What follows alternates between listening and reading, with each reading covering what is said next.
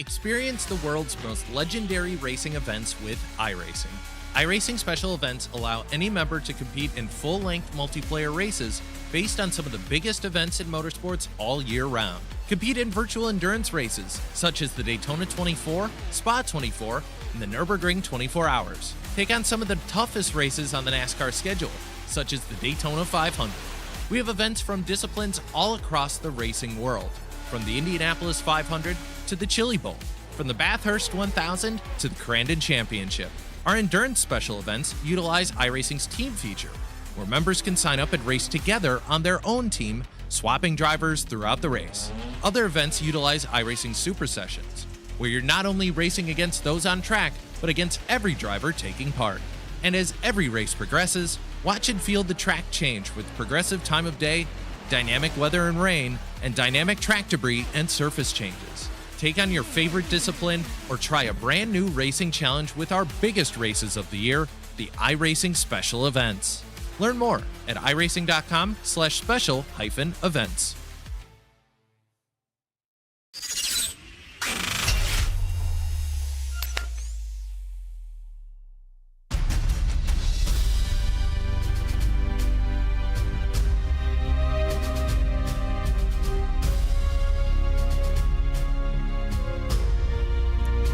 Tonight, Charlotte Motor Speedway plays home to the next event on the iRacing Special Event calendar.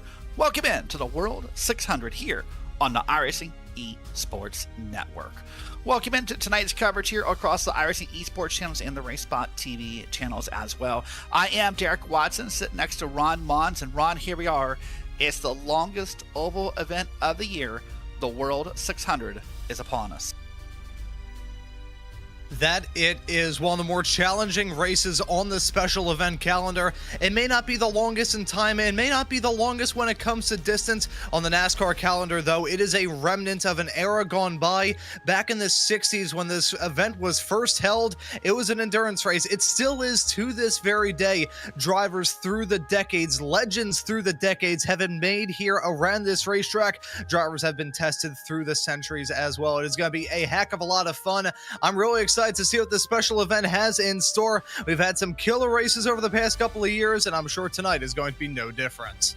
I mentioned this as a part of the iRacing Special Events calendar. Let's go ahead and take a look at that and see where we are on that calendar as the time progresses on. Of course, we've had two back-to-back weeks of the Indy 500. This week is the World 600. We'll wrap up the month of May next weekend with the TCRs, so the 4 hours of Thruxton. Moving to the month of June, where you'll find the Watkins Glen 6 hour. And actually, I think the Firecracker 400 falls in maybe that July area. We'll take a look at that. But you see the calendar on here, Ron. If you love ovals, road course racing, heck, there's some dirt racing later in the year. There's the Chili Bowl, the SCCA runoffs. There's the Brit Car 24s new this year. No matter what kind of racing you want to do, there is something on this calendar for you. You know, looking at that special event calendar, I cannot pick a favorite. It's like trying to ask a parent to pick their favorite child. I look through that calendar. The iRacing Chili Bowl in 2024 was my first ever special event broadcast way back when. I also look at the SCCA National Championship runoffs. I've been a member of the SCCA for over 10 years now. I'm always a fan of the road course stuff.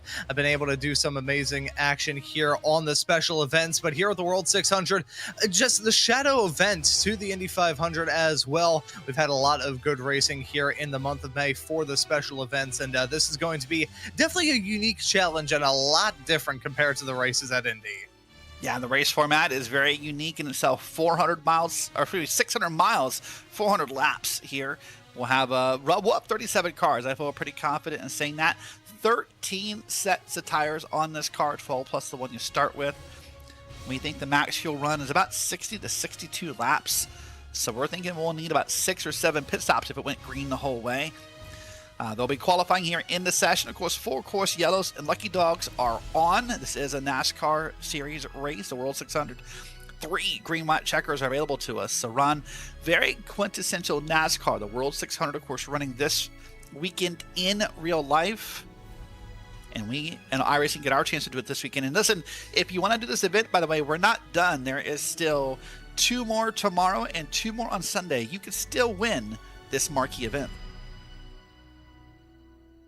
And it always feels good to get the job done at Charlotte. I talked a little bit about the pedigree surrounding this oval. Some of the most iconic moments in the history of stock car racing have gone down here, from Dale Earnhardt's pass in the grass many, many moons ago. The list goes on of the stories around this racetrack. And even in the sim, we've seen some amazing moments, including the finish to last year's World 600. Well, you said a few moments ago, Derek, before we went live, it was about 19 thousandths of a second Something at the like end of that, 600 miles. That is absolute insanity. And good news, that driver at the top of your leaderboard right there, Christopher Hill, that's the man who did it. He beat Zach Novak to the line after about 4 hours of racing by a thousandth of a second, roughly. That's just how close it was. So qualifying still underway, about 2 minutes left here.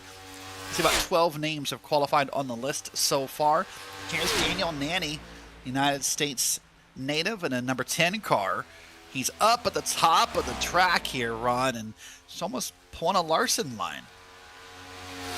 Yeah, trying to run it up along the boards, keep the momentum rolling around these turns. It worked out well for him to jump his way up into 5th in this incredibly close and competitive qualifying session.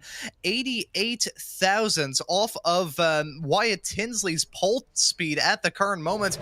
Only 34 thousandths between your front row and Nolan Hodgson, a driver that I've covered several times in the past, whether it be here in these Cup cars or even some O'Reilly's machinery. I know him to be a quick racer. Look at him in the number 20 car, currently qualified in 3rd. This field packed in like sardines at the moment. Somebody looking to break through in this qualifying session. Let's see if Sean Conklin, another driver I've gone to cover several times before, let's see if the 1 car may be able to do it.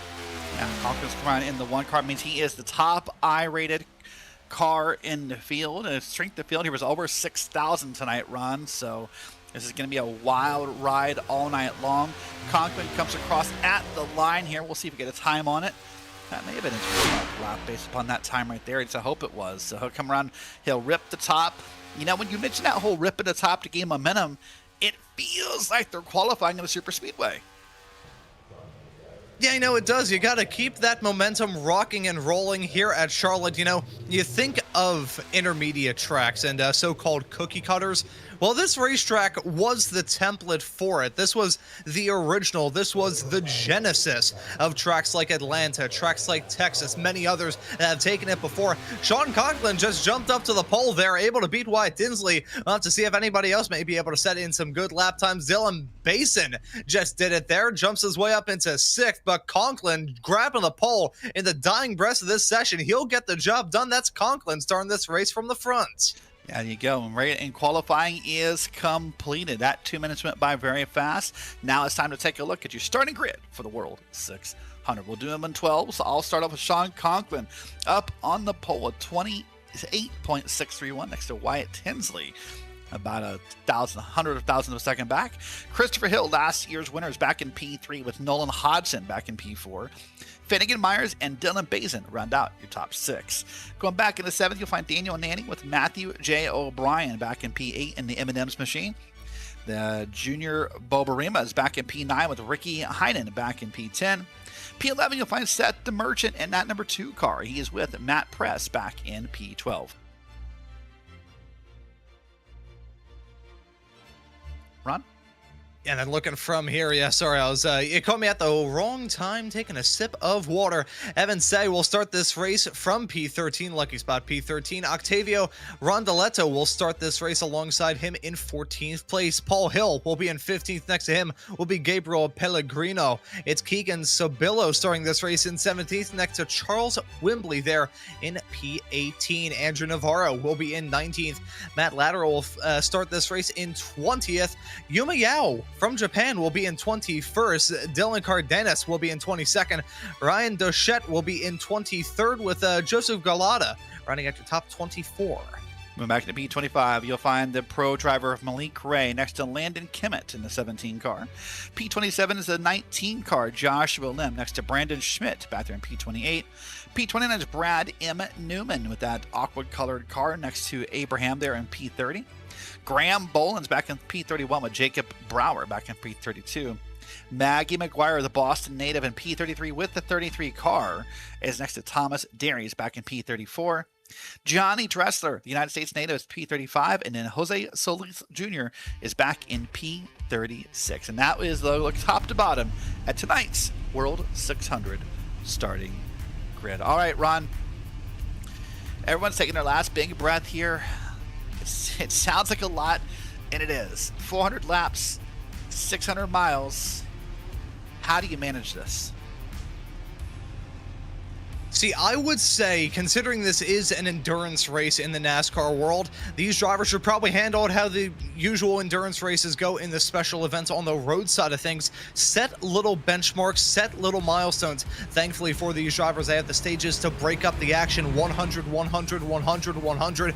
Break it up by quarters. It may not seem like the greatest deal in the world to us on the outside, but racing drivers always like to simplify the equation in their own heads.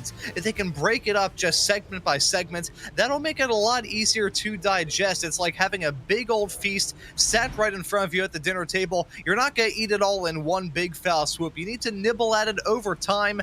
Yeah, if you take it all in one big bite, you're going to fill yourself up way too quickly and you won't have room for dessert. Well, speaking of big bites and food, I hope you're having a great start to your Memorial Day weekend here in the United States.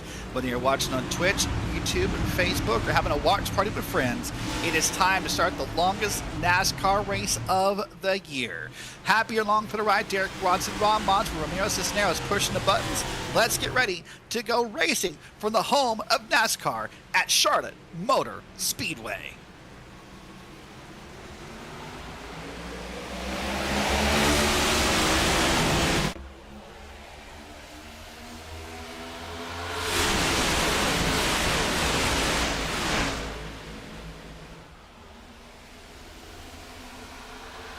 Out of turn two, hands marching in, back to the field. See all the cars lined up here. Now we're looking through line.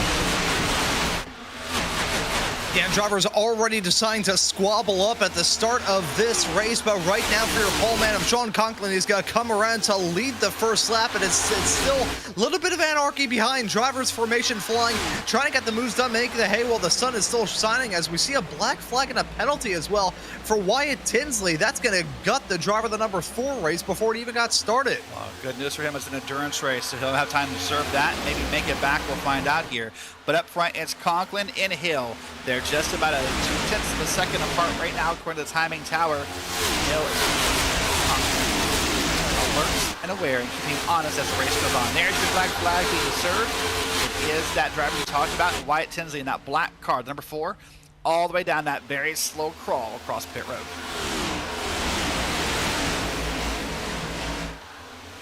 And that is going to be absolutely gut-wrenching. But as you said a few moments ago, Derek, he still has a long way left to go.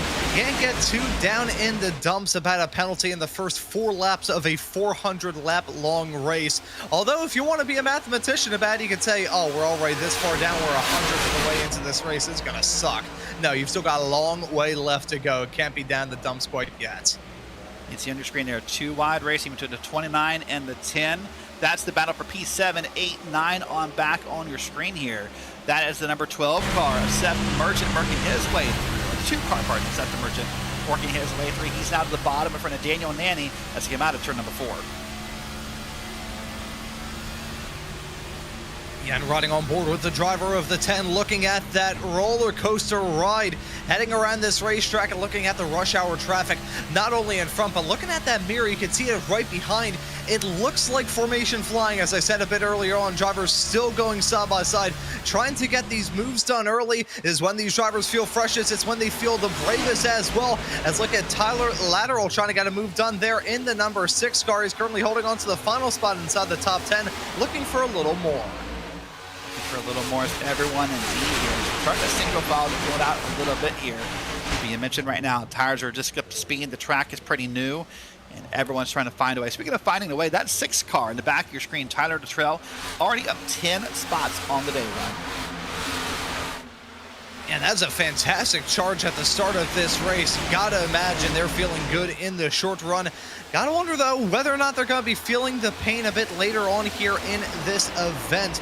We think about the World 600, we think about the prospect of having very long periods of green flag racing. So if that car is struggling in the long run, expect them to drop down like an anvil pushed directly out of a helicopter.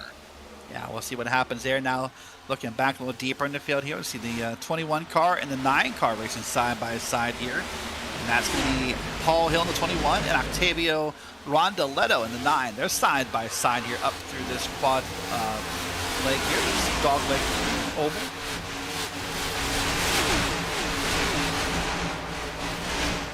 As you can see already, drivers starting to get a bit experimental, running some lines here around this racetrack, trying to figure out what works, what doesn't, what may be good later on here in this race, what may be tough. These drivers are going to have to stay on top of it throughout this race as well. It's the longest race of the NASCAR calendar.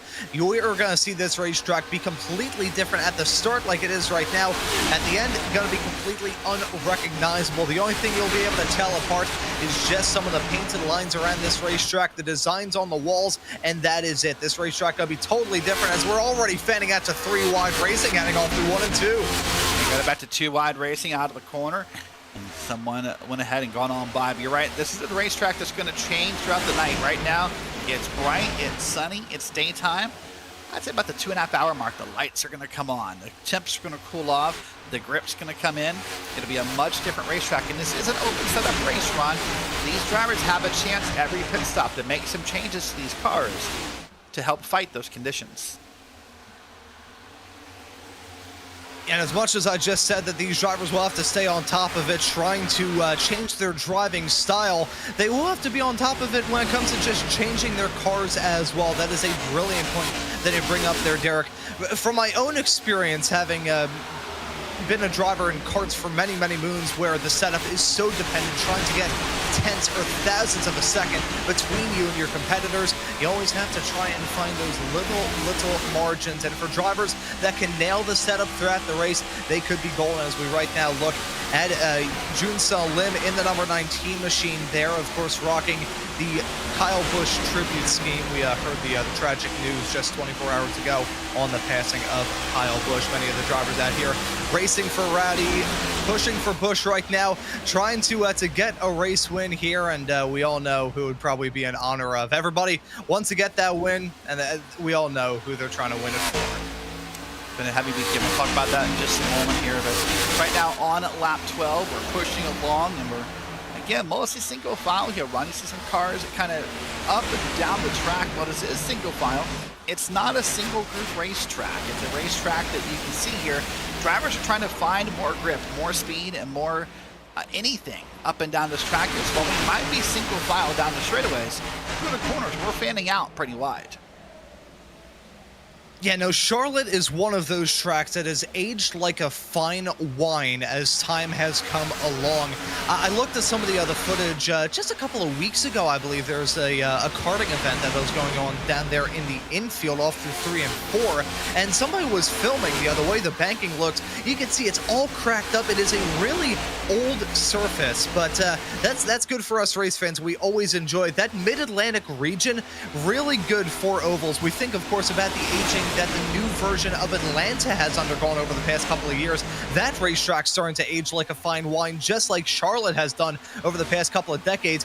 These next-gen cars, ever since they were introduced back in 2022, have taken to this track like a duck to water. Now, granted, that isn't something that you could say about a lot of racetracks in the next-gen era, but here at Charlotte, it is pretty much bread and butter. I would agree with that. Now, listen, you brought it up a second ago, and I want to take a second to talk about, today and this week in the NASCAR world and around the nation are mourning a loss that seems unimaginable. Yesterday, after being hospitalized with a sudden illness, Kyle Busch sadly passed away at the age of 41. Survived by his wife Samantha, his 2 children, Brexton and Lennox, and of course his brother, former NASCAR Series champion Kurt Busch, Kyle left an impact on the world of NASCAR and motorsports upon millions and millions of fans for nearly a quarter of a century. While at times, Kyle could be a polarizing figure in NASCAR regarding loving or hating him, one thing was for sure, everyone knew he had the talent and the skill to win, and boy did he ever. 63 wins in the Cup Series alone, along with 2 NASCAR Cup Series championships. You would think surely that would make him a first ballot Hall of Famer, right? Then you add in the fact that he's an all-time wins leader in both the O'Reilly Series and the Craftsman's Truck Series, and that should surely seal the deal. While today, the number 8 was suspended by RCR in honor of Kyle Busch, tonight we will sit silent on lap 18, representing the car number of the famous M&M's Toyota Camry that he drove to both of his NASCAR Cup championships. Kyle Busch passed away far too young at the age of 41.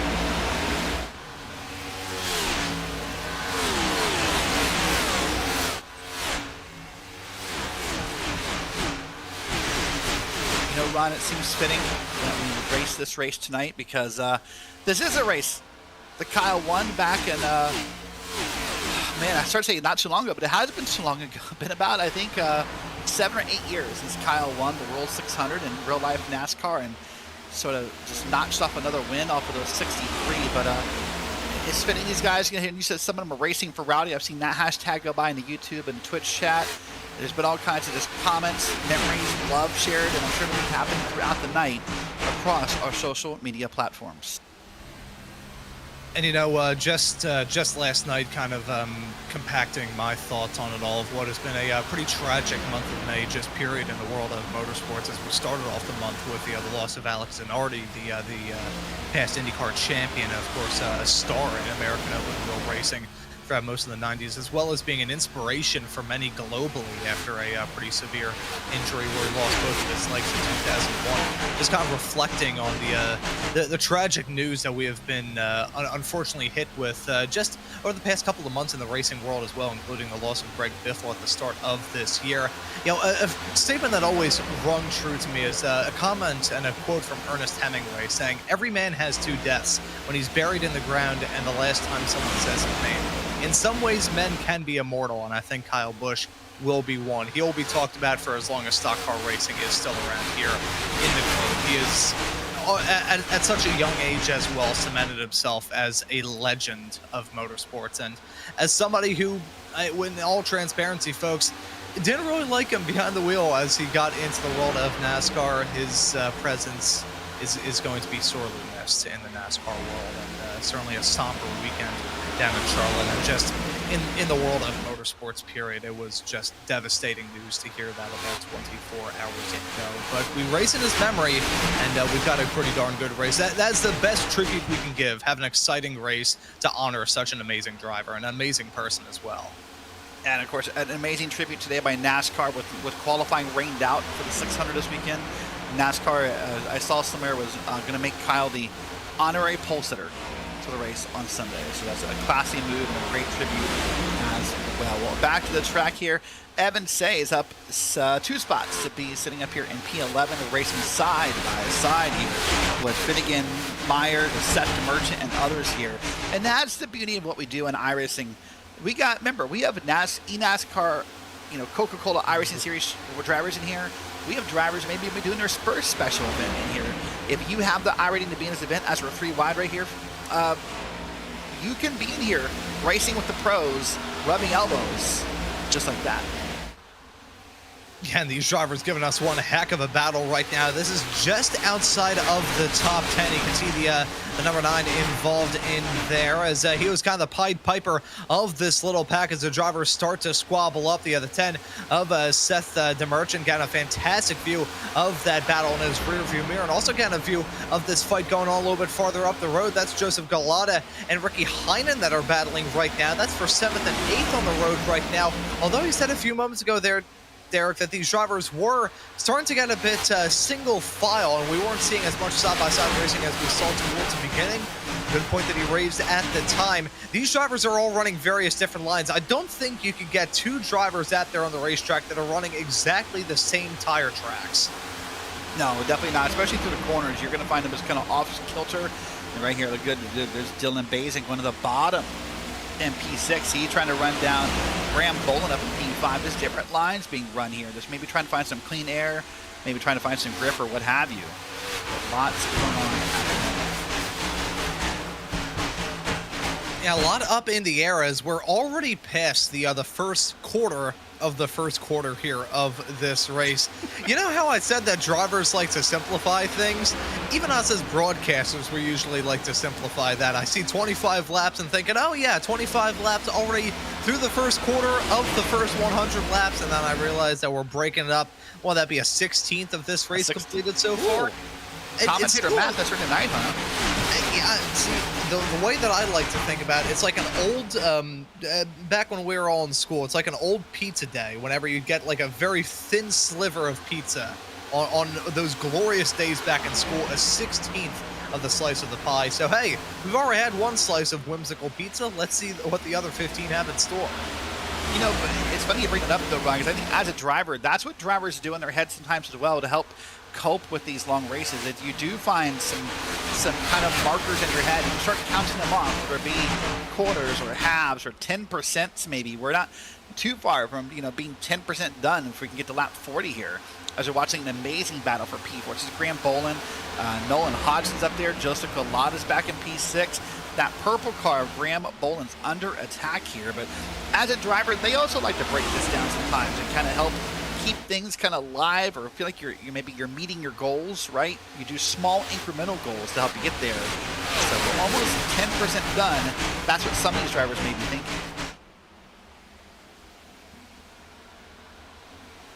Yeah, for drivers both in the sim and in real life, you do have to have that kind of dangling carrot in front of these drivers to keep them motivated, keep them going, keep them rocking and rolling. Although I will say, I think this field is thoroughly motivated right now, and certainly in the case of the 6 of Tyler Latterell, he is currently holding on to P3, a disgusting amount of spots gained since the drop of the green flag for that driver of the number 6 machine. We talked about him being on the charge a bit earlier on in this race, and that's certainly ringing true. 17 spots gained since the drop of the green flag. That is absolutely fantastic. But the 31 of Graham Bolin also up a pretty significant cut of the way as well. Many of these drivers maybe didn't just skipped out on qualifying. We didn't see a lot of drivers set times, just scything their way through the running order right now. So let me ask you this. As we're going to watch here the race start again, and we're going to see possibly what happened to Wyatt Tinsley here. And maybe just a jump start may have been why we're watching this race start again, but yep, there he goes. I had a question and I lost it in my head, so I'll come back to it a little bit here as we're watching the replay and we're watching the live race down the bottom of your screen. There's a 4 car in the bottom. And there's other cars down through the field. Ooh, a little bit of contact almost through 3 and 4. Graham Bolin. And you see a big checkup on the bottom here. So lots of movement happened in that first lap. So I was going to ask you, Ron, as a driver, if you are someone, look at Graham Bolin, by the way, up 27 spots in that purple car right there to the left of your screen.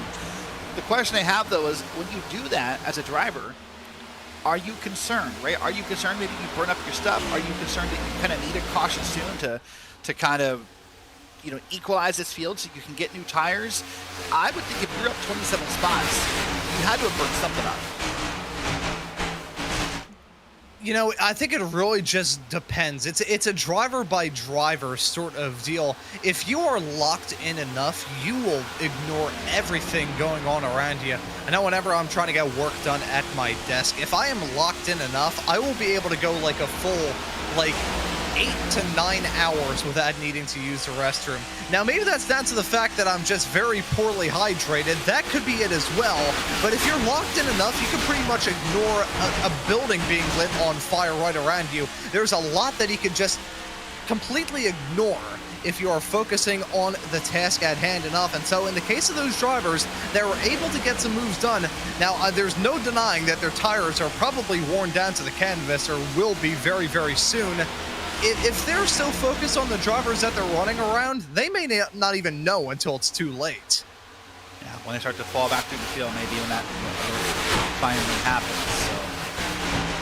All right, well, here we are, working lap 36 of 400. Happy along for the ride. Derek Watson with Ron Mons and Ramiro Cisneros providing you the Friday night top split open coverage here of the World 600. Starting to hear the radios get a little chattery across the service here, but nothing too major. Drivers kind of chirping back and forth here, Ron. And this is Finnegan Myers on your screen in the 16 car up in P11. He's up 6 spots on the day.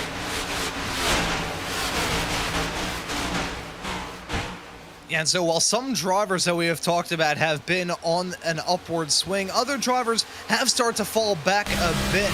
But again, we talk about how things change here in this race. You could be struggling at this point, but once the nighttime rolls around, the sun sets, and the lights start to illuminate around this racetrack, you may see some drivers and some cars that just, seem to be completely done for in the opening half come alive as the race enters its closing stages. I think back to this race a year ago in real life.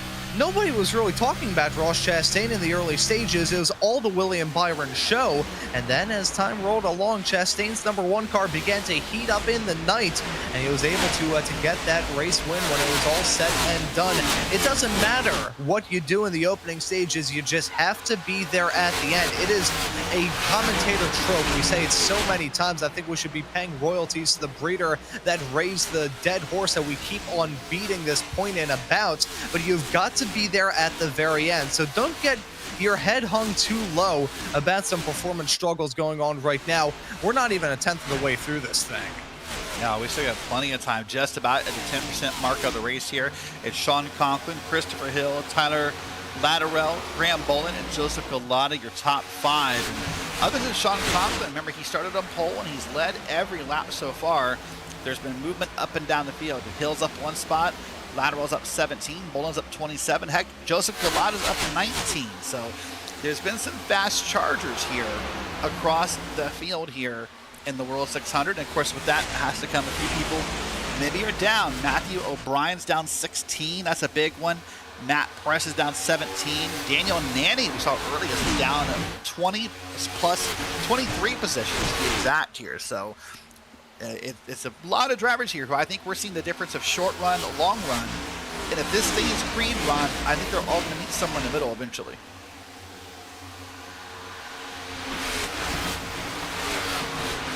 Yeah, now one of the things that always stands out to me whenever I get the opportunity to cover a race like this is the strategy options that are presented towards these drivers. Now, many of the drivers that we have here in this event have some pretty big teams around them, either teams that they just compete with in other leagues, other championships, whatever it may be, but many of them do have some help in terms of doing well here in these races. It's an iRacing special event. Anybody can compete if they have a high enough I rating.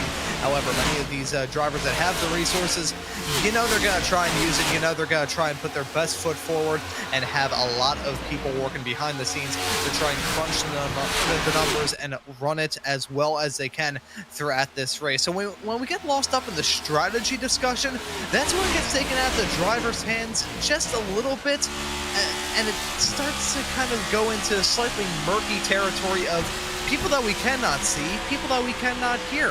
We don't know exactly who is in the corner helping these drivers out in the arena. But right now, we know that they're struggling. That was a big wall whack there from Finnegan Myers, I believe that was, in the 16. Yeah, big wall hit indeed. Here's watching from the back of Nolan Hodgson. By the way, you said I rating. I think you meant safety rating. As long as they have a high safety rating, that C-class license, or a D 4.0 technically, they can race the events. And I want to walk you through it. Because listen, there's rumors at Charlotte this weekend there being rain on Saturday and Sunday. You might have plenty of time to race this weekend. So let's walk you through the schedule. There are 3 more fixed races for the World 600 this weekend. If you're an early bird, 5 a.m. Eastern, Saturday morning, probably about 5 hours after we go off the air tonight, there'll be another running of the fixed version of this race, along with at noon Eastern on Saturday, there will be a running of this race. And then we'll conclude that Sunday nights at 9 p.m. Eastern. There will be the last fixed version of the World 600. If you let the open setups, you have one more shot at this. Sunday morning, at 10 a.m. Eastern. You can log in and try your shot at the Coke 600. Of course, Sunday, of course, the trifecta. Well, hopefully, if the rain cooperates in 2 of the 3 cities, Ron, the trifecta of racing. Of course, you have Monaco in the morning, you have the Indy 500, and then the Coke 600 in real life. So, but I keep bringing this pesky word of rain throughout the weekend. It might rain in Indianapolis. It might rain in Charlotte. This might not be a trifecta weekend. Yeah, and unfortunately, the trifecta weekend is not going to happen this year as well. I am still, I'm not going to say disgusted about this, that F1 changed the calendar. They're racing in Montreal this weekend. Oh, that's right. That's right. That's Monaco F1. I do love me some circa Gilles Villeneuve up there in Montreal. Of course, NASCAR ran there back in the day, and there are some rumors that NASCAR could maybe return. Who knows? Only time will tell. I know they rumored it last year about it coming around this year, and then they rumored it about next year, so maybe it'll just kind of be a perpetual cycle until it finally comes into being. But either way, though, it is my favorite weekend of them all. As somebody who's lived and breathed racing ever since he was a toddler, this is my Christmas. I'm sure it is for pretty much everybody else in the racing world as well. Yeah, so hopefully get all the racing. You're right, I got the wrong M. I forgot we changed the M to Montreal, if you will, and we got Monaco moved out of the way there, so keep that in mind. Dylan Bazin, by the way, is up here running in P4. Fun fact, Dylan's already done a 600 this week, Ron. If he completes this tonight, he'll have done 1,200 miles of racing. So I guess you could say he's the guy who ran 600 miles, and he's the guy who runs 600 more. There you go. Yeah, on time together. That's what it's about. That is absolutely perfect. It's a good thing we didn't go any longer with that, because I have the singing skills of a ferret, but I digress. They're nearly fanning out to 4 wide as I had their way off through turn number 3 and 4. You know how I said that even with these tires starting to fall off, these drivers were still going to try and cook? Yeah, we're seeing that get put on full display. These drivers are not lifting their foot off the gas. No, they're not. And keep in mind, according to our opening graphics, we believe that the pit cycle here is somewhere in the realm of, let's say, 62 to maybe 65 laps. So we're not getting too far from our first set of pit stops. And what comes to my mind when I wonder is how many drivers practiced the green flag pit stops. It's kind of become this unknown in your race. Do you ever get a green flag pit stop? You hope so, but not everyone practices it. And I'll tell you what, buddy, you can tell who does and who doesn't, and you can gain time on and off a pit road if you know how to do it. Yeah, it's usually discussed in reference to the super speedways, how treacherous the pit entries can be. But I think on these intermediates, that is where the pit entries are the sketchiest. Having to woe it up and slow down as you head your way off through the high banks. We've seen our fair share of drama on pit entry on intermediates. We think about the 2020 NASCAR Cup Series race at Texas, when I believe it was Quinn Hoff that had an incident on pit entry. JJ Yaley had an incident with Mark Martin here at this racetrack way back in 2006. Pretty nasty shot for Mark Martin, wrecked some race cars in the process. I've seen that happen before here on iRacing. Doesn't even, it isn't just limited here to the intermediates. It isn't just limited to the oval sphere either. There are so many moving parts with the pit stop, even more so here in the stock car side of things, with drivers not having a pit lane speed limit or having to match the revs, hit their marks, and try and get a load up from Mach 10 out there on the road to about what feels like 2 miles an hour after the blistering speeds out there on the racetrack proper. There's a lot of different things that these drivers are going to have to ace every single time they come down pit lane. It's basic human nature. Everybody makes mistakes, but everybody wants to be picture perfect here. And to give the idea of what Ron's talking about, we're going to go 170, maybe 180 miles an hour under green flag conditions across this racetrack. You're going to go 45 down pit road. That is the equivalent of being I don't know what, like Usain Bolt to a baby crawl is what it feels like inside the car. Yeah, that is pretty much what it is. You know, whenever I see a racetrack on the road side of things that bottlenecks like insanity, I always say it's like going from a highway to a small little alleyway as drivers trying to pull off a pass in the grass there, breaking away from my analogy. That was Ryan Duchette, who's trying to get a move done there. He's looking to jump into P13 in that number 13 car, looking for a nice around 10 spots gain since the drop of the green flag, but this fight is still on with that number 35 Conti machine right there on the high side by side off through 3 and 4. Who's going to yield? There's a couple of great battles. Also, there's a quasi battle up front, Ron, or I guess maybe there was. Sean Conklin just lapped by it till there's a car spin around in the Legends Oval. That's Abraham Vela in the 26 car. He's now at the back of the field here, and he's probably also going to have a black flag to deal with, I would think, based on where that car was spun around. So he'll like that to come down again, and that would be an unsafe entry under green. That's going to be a stop and hold on top of his pit stop. So we'll wait and see how that plays out here. Here's the one car in Sean Conklin, by the way. He was just in a battle of his own with of sorts of Wyatt Tinsley. But let's watch this replay here. What happens to this green car?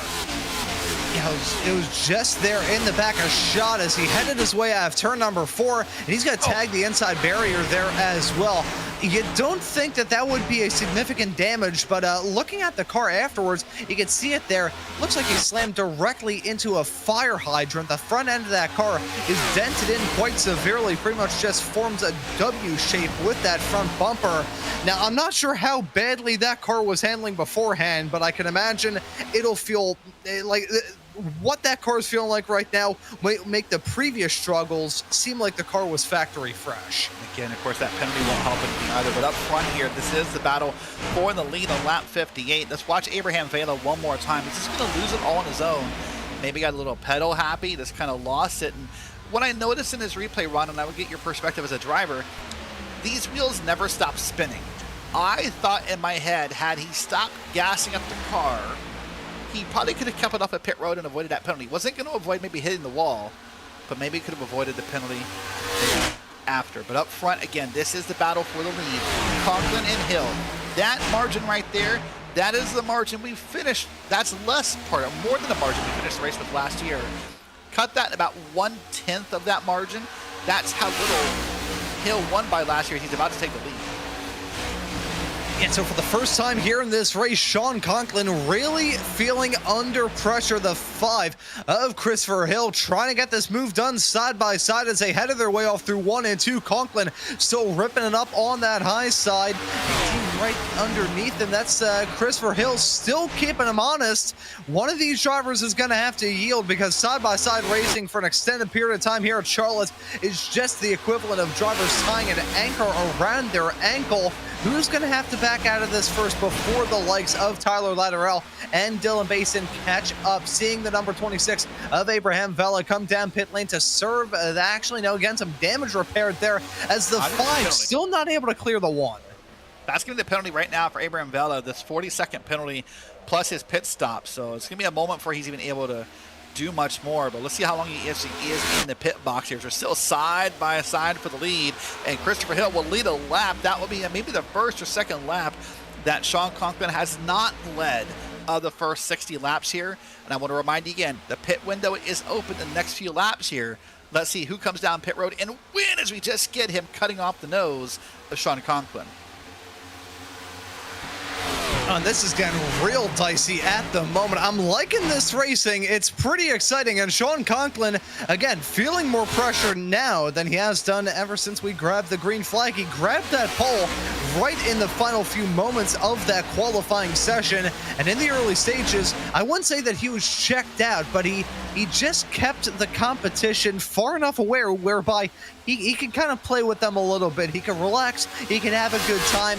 Now, though, being the rear gunner, he's currently locked in the draft of that 5 machine. I'm sure that 1 isn't liking it. I don't think he likes the sight from his windshield. I don't think he likes the way his handling's starting to fall off either. Sean Conklin not going to enjoy this run in second one bit. It's still pretty all right in a massive field of very competitive drivers.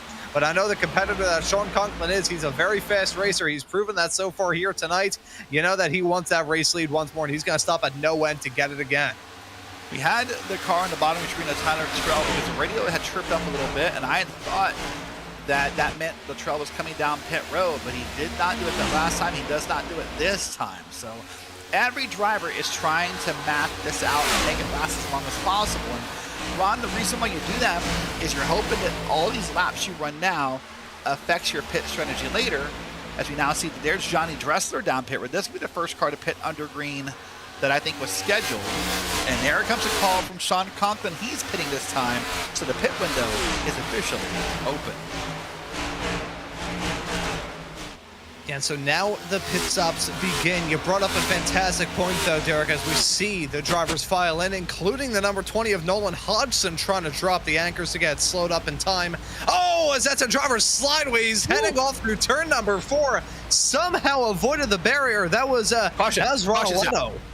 Caution is out on lap 66, and this is going to possibly affect some drivers. All these drivers on pit road, they're allowed to be there, but they may get lapped before they get off of their pit boxes here. This will be an interesting conundrum to find out here.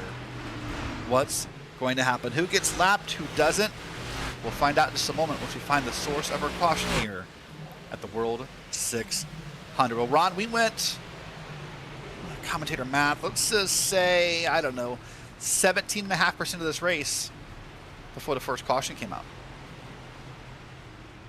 Yeah, so we made some pretty storming progress in this race, and I gotta say, just about a mix of the best and the worst timing we could get there. As here was a spin for Octavio Rondaletto. This was heading off through the turn. I think he was trying to get woed up into pit lane. This is not the caution. Maybe. Oh my goodness me! You can see that close shave there against the barrier, against that pit attenuator there. The sand barrels of doom here on iRacing. I wonder if he downshifted a little bit too aggressively as he tried to get woed up, and the consequences clearly were dire. I don't think that was our caution. Not sure that was not too much on track. I would be surprised if it was. By the way, while you were going through the replay, I went back and checked my commentator math. I was that close. 16.5% of the race is done. I was off by 1%. You know what? For commentator math, that's pretty good. Oh, I have had some shocking examples of commentator math over the years. There's been some times where I've thought long and hard about exactly the numbers that I was going to say, and I clouded my entire broadcast booth up with the smoke coming out of my ears. Yeah, I've been there before. So pit road is open. Full sail pit stops underway. Christopher Hill, Dylan Bazin, Barbarona, Finnegan, Myers, and more down pit road. And you would have to think here, Ron, there's no tricks, no games, no anything. 4 tires and gas for the entire field at Charlotte. Yeah, no, that is the no-brainer decision. One thing I do have to consider here as well, Derek, about this pit strategy that's going to make it even more cut and dry is the fact that track temperatures are pretty much perfect for these cars. About 90 degrees Fahrenheit currently for the track temperature. Currently working about 78 Fahrenheit for the ambient in-sim time, around 7:09 p.m. So this is the time really to take advantage of the tires, use them up a little bit. This is a perfect window, maybe a little bit on the toastier end, especially towards the end of a stint, but with 66 I gotta say I am so thankful that we had that yellow come out a lap earlier than the new funny number, because I'm not sure if I would be able to stomach that. But because of the fact that we're so far along in this race, everybody needs to come down pit lane for tires. If they want to restart this race, skating around the track like a declawed cat attempting to climb up an igloo, more power to them. But I won't be surprised if they end up backwards in a wall not too long later. Yeah, all right. Well, here we go. Now, lots of drivers are going to be on different strategies here. Some just pitted. So as we reset the field here, remember we started with 36 drivers. 33 still on the lead lap. I'm showing Jacob Brower, Wyatt Tinsley, and Daniel Nanny 1 or more laps down as the pace car comes around. Lights are off here. So, Ron, that was an incredibly long first run by our standards. I think a lot of drivers learned some things. We saw some drivers charge to the field. We saw some drivers fall back to the field. How do you react to what you learned? What do you fix here? Let's say if you did fall back, what do you do here? Well, and again, I feel like it is a driver by driver sort of deal. I'm sure there are some setup changes being brought in. I mentioned the track temperatures teetering around the low 90s, nearly into the 80s at this point. It actually is 88 degrees Fahrenheit, this caution period, causing the track to cool down a heck of a lot. This track is far different than it was a matter of 69 laps ago. Break out the funnies right there. So these drivers are probably going to have to change their driving style a bit, along with changing their cars. It is a constant game of management for these competitors. So it really all depends on where the driver feels like they were lacking the most, whether or not it is in that driver department or whatever the deal may be. As that was the incident that put us under yellow. Now Jacob Brower around the number 32 machine, a wild moment as he headed his way through there. And he got hit by 2 cars. He certainly did. We're back to green flag racing, and by the way, here at Charlotte, we were watching the replay, and the pace car snuck off without us here. So here we are back to green flag racing. Christopher Hill, Tyler Latterell's up there, Dylan Bazin, Malik Ray, and more. This is quickly turning to a hornet's nest of racing. What we're going to do, we're going to take the world's leading simulator, and we're going to let you experience what it's like inside the car. We're going to sit back. We're going to turn out our microphones. We're going to turn up the microphones on the track, and we're going to go Racespot fan immersion for the World 600.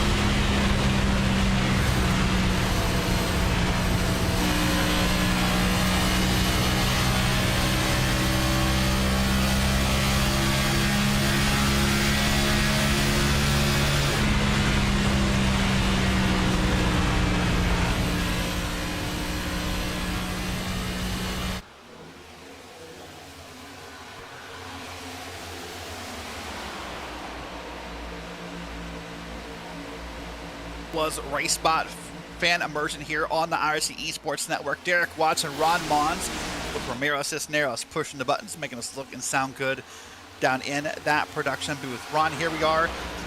Well, I guess now we're 3/4 of the first quarter. Do that math for me. I don't want to cook my brain cell. Gerald has done me very, very well over the years. I don't want to put him on the hot seat here. We'll say, though, in this restart period, we've seen some really interesting things develop.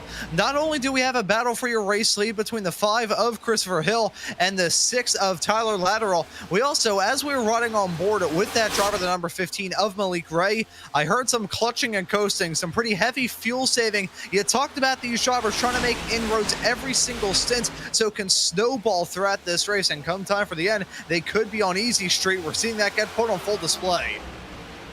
Man, look at that battle, side by side, door to door with Hill and Latterell, and there goes Latterell. Now he's going to charge up the outside of the track, try to get in a tremendous run off the corner. He will.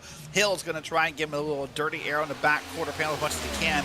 And again, they're side by side, door to door, wheel to wheel, through 3 and 4 here on lap 77. Yeah, Yeah, I can just hear a little bit of it going on there as they're still squabbling up. Dylan Basin in that number 8 car, he's getting a fantastic front row seat to all of this right now. Not only is he thoroughly entertained, very excited, he's maybe smelling a little bit of blood in the water as well. These drivers are competitors, you know, they're going to try and go for the moves every single opportunity that they can, but Dylan Basin just allowing these drivers to throw bare knuckle fists at each other, allow them to just use up their stuff a teeny tiny bit, and then once they start to drop down, you know that he's going to come in and try and take a nibble out of the both of them. You can see them also make contact there as they head their way through the quad oval. An incredible run happening here, and you see the car in the back in P3. Keep that car in mind. That's Dylan Basin. Now, I'm going to correct what I said earlier, Ron. Earlier I said he ran a 600 earlier this week on Wednesday night in the 9 p.m. time slot, and that was true. What I left out, he won that time slot. So Dylan Basin already has a win under his belt.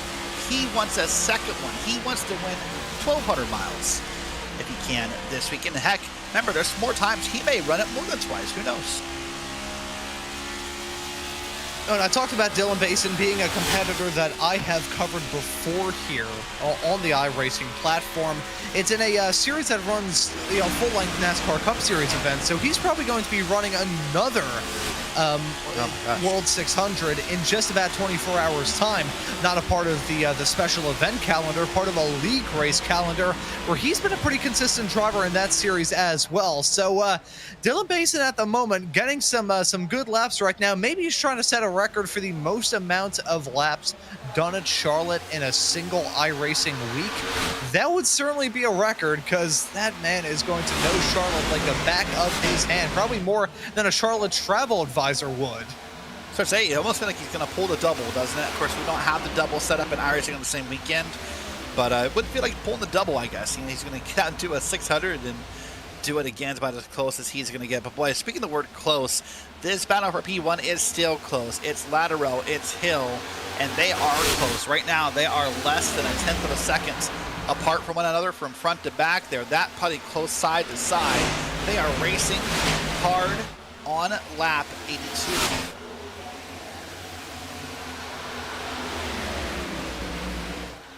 Yeah, and ever since we got that restart, these two have been almost inseparable. They're stuck together with super glue.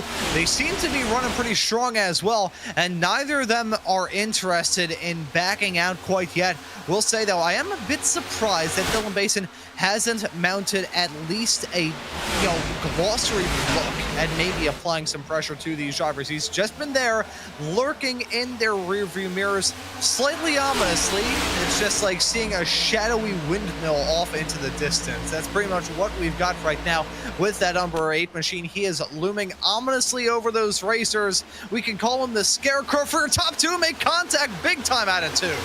Wow, this is getting scary, and there comes Dylan Basin. He's going to get a run out of this. Graham Boland's going to get up there. Heck, Barbara Roman P5's going to get up there. This is going to become a very big battle. Here's the pass now on Christopher Hill by Dylan Basin. Basin's out up to P2.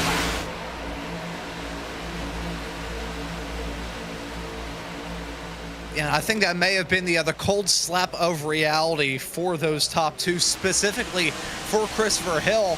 We always say here in this race to finish first you have to finish. He nearly wiped out his chances in the blink of an eye there as he went for it heading out of turn number 2.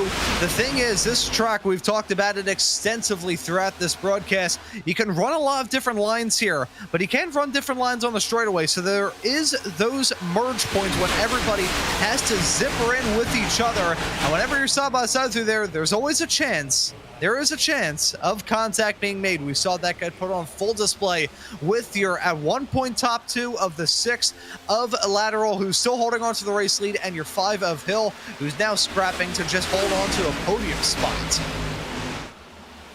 So as I was reading through the YouTube chat and the Twitch chat a moment ago, and I want to put you on the spot here to talk about it, there's still encouragements from the chat saying these guys need to save fuel.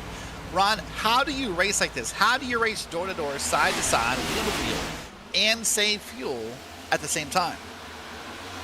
See, it is a very fine line. In most instances, you don't. You just have to pick one or the other. If the other drivers around you are saving fuel, though, you'll be able to make it work out quite well. The thing is, when it comes to fuel saving in a highly competitive situation like this, you've got to be headstrong to do it well. Again, I talked about the matter of drivers locking in and being able to blank out all the white noise around them and stay focused on their agenda. If you're deciding to save fuel, you need to have that personal confidence as a driver and have your team be confident in the strategy that you're on to never waver from that. You cannot, back out of a fuel saving strategy halfway into it. It's half donkey.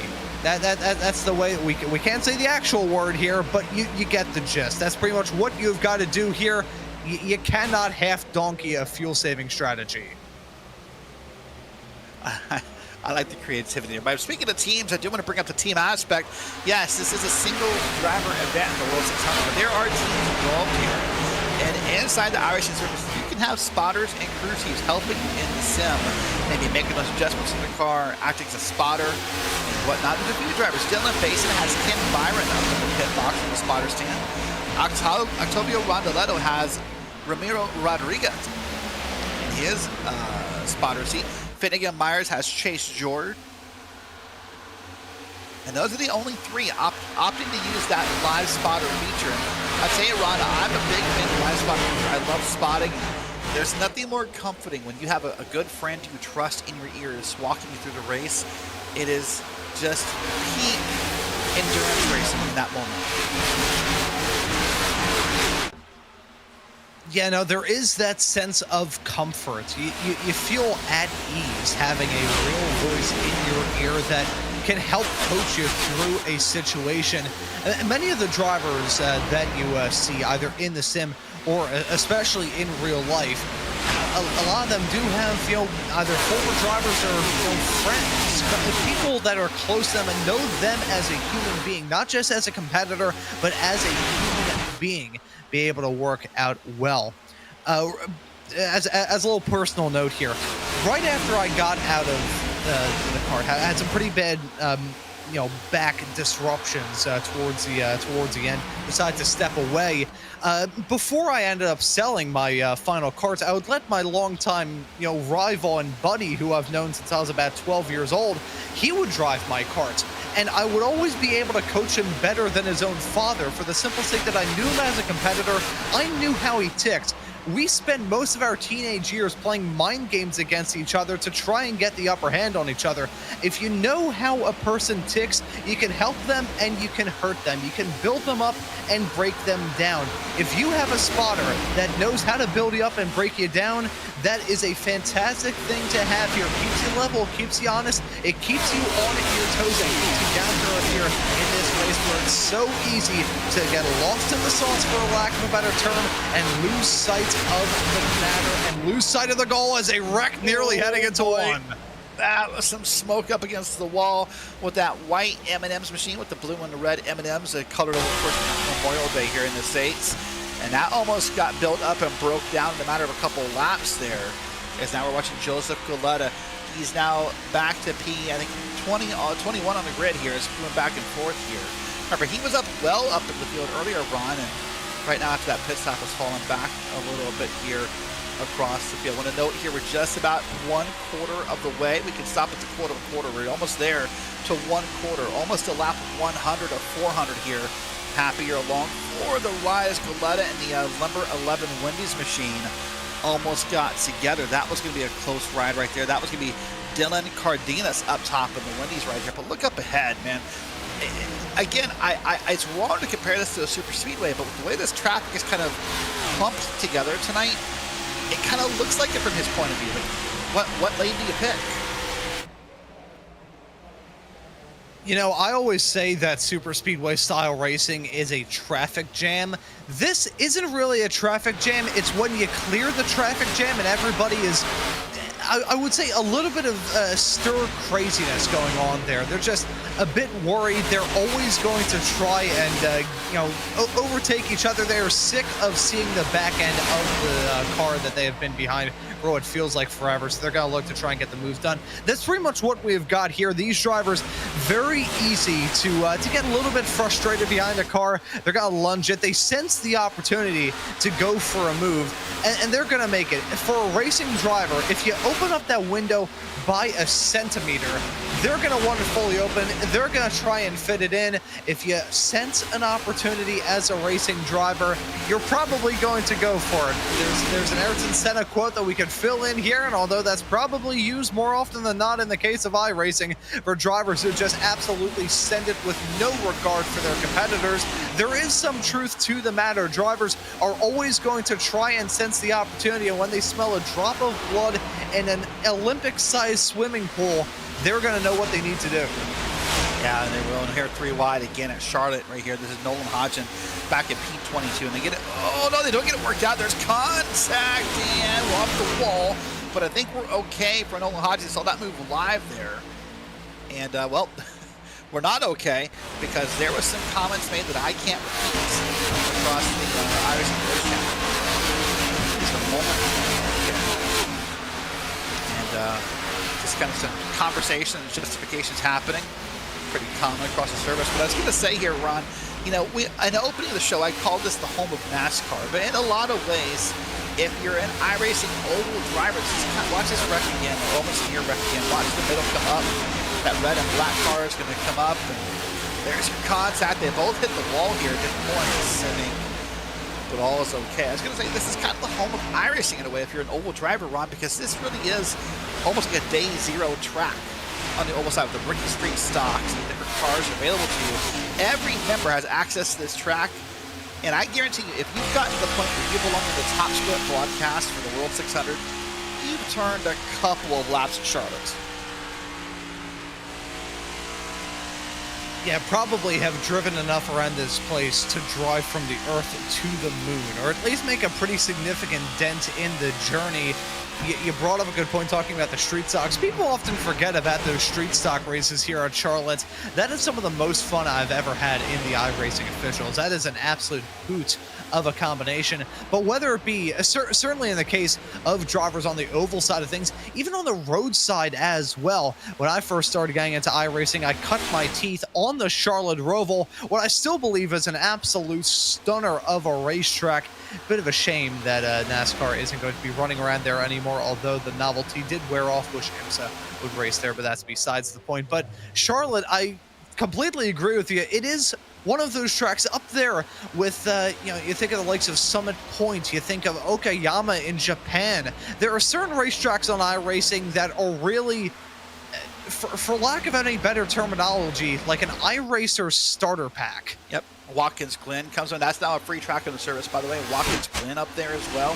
Speaking of up there, look up top. Our third different leader tonight is Graham Boland in that purple machine. He has made a pass on Tyler Latterell for the lead here. On the bottom of your screen, you're watching the battle for a P11 party, the 23 car. That's Evan Say. He's trying to run down Finnegan Myers, Landon Kimmett, and more. But up front, our third leader of the night is Graham Boland.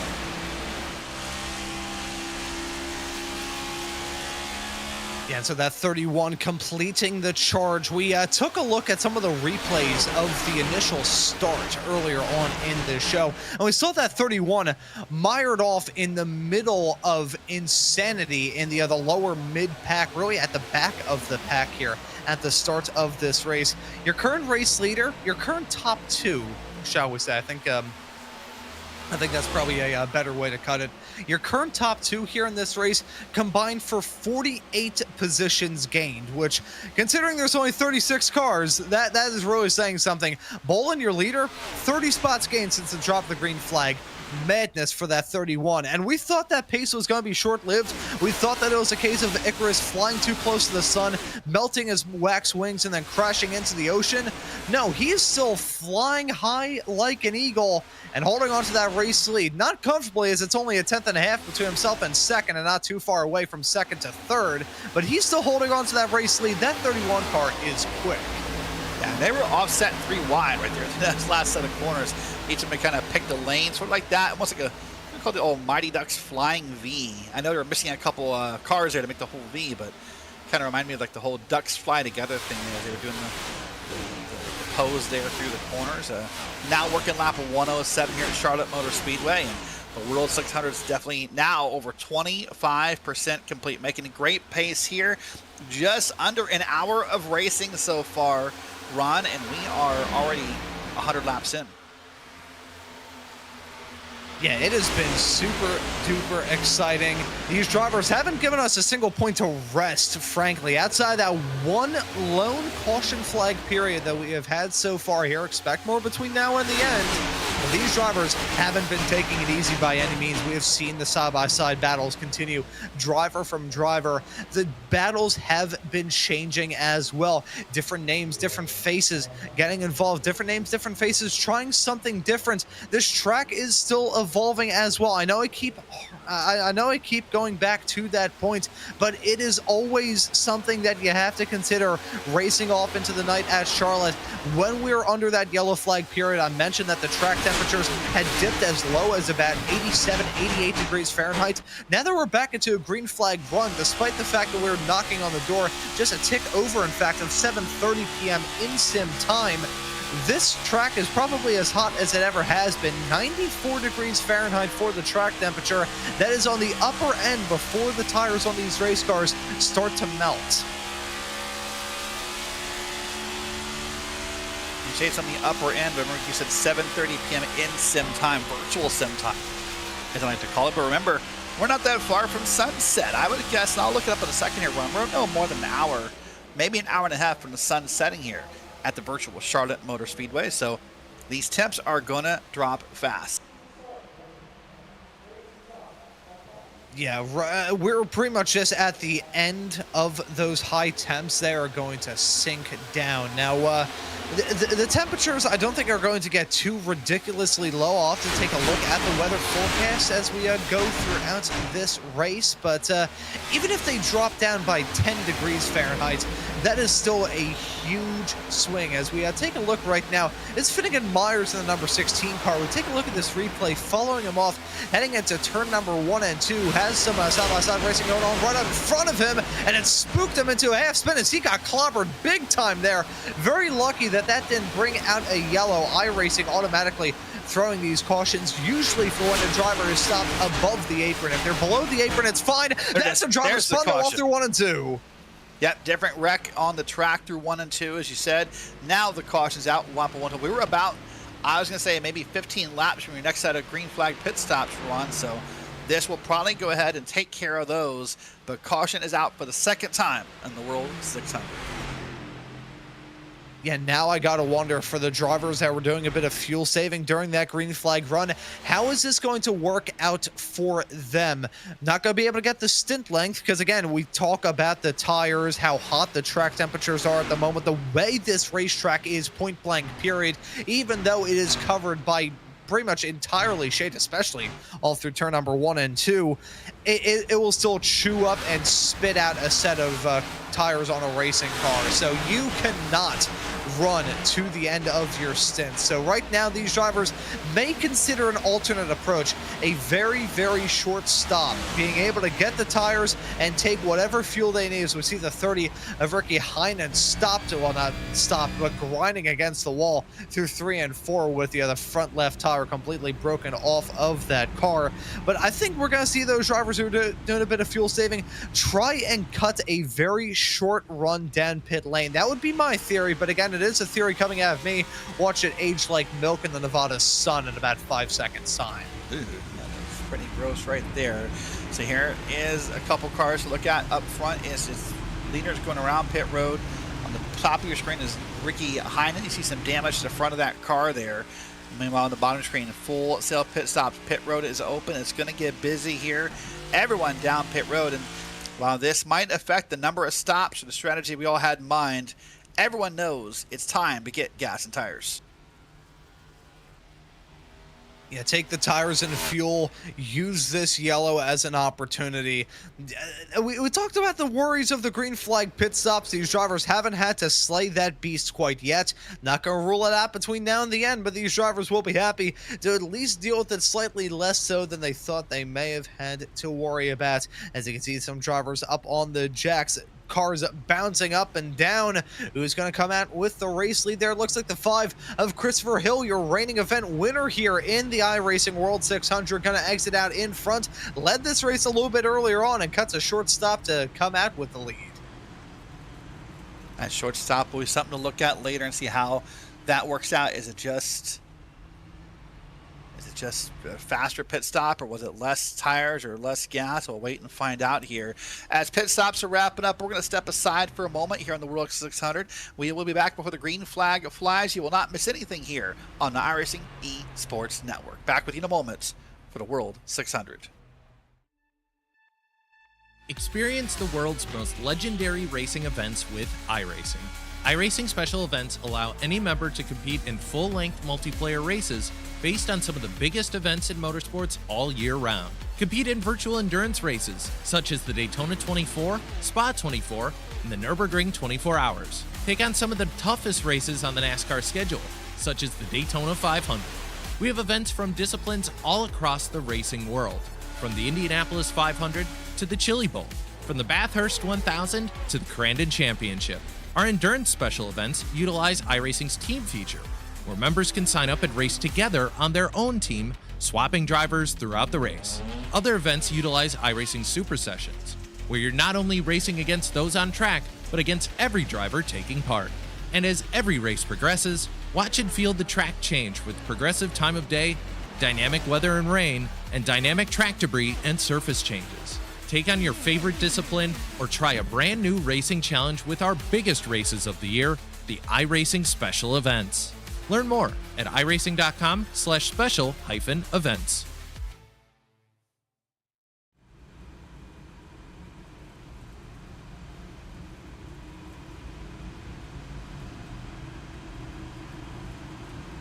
Welcome back here on the World 600 here on the iRacing Esports Network. Derek Watson, Ron Mons with Ramiro Cisneros pushing the buttons. And here's what happened again to bring out the caution as we watch it again. And just a wreck up ahead. There's the contact. Cars go 1, 2, I think 3 cars involved.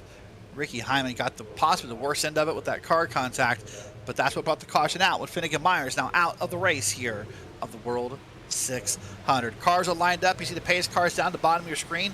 Well, let's get ready to go back to green flag racing at Charlotte Motor Speedway. And a big jump for Christopher Hill.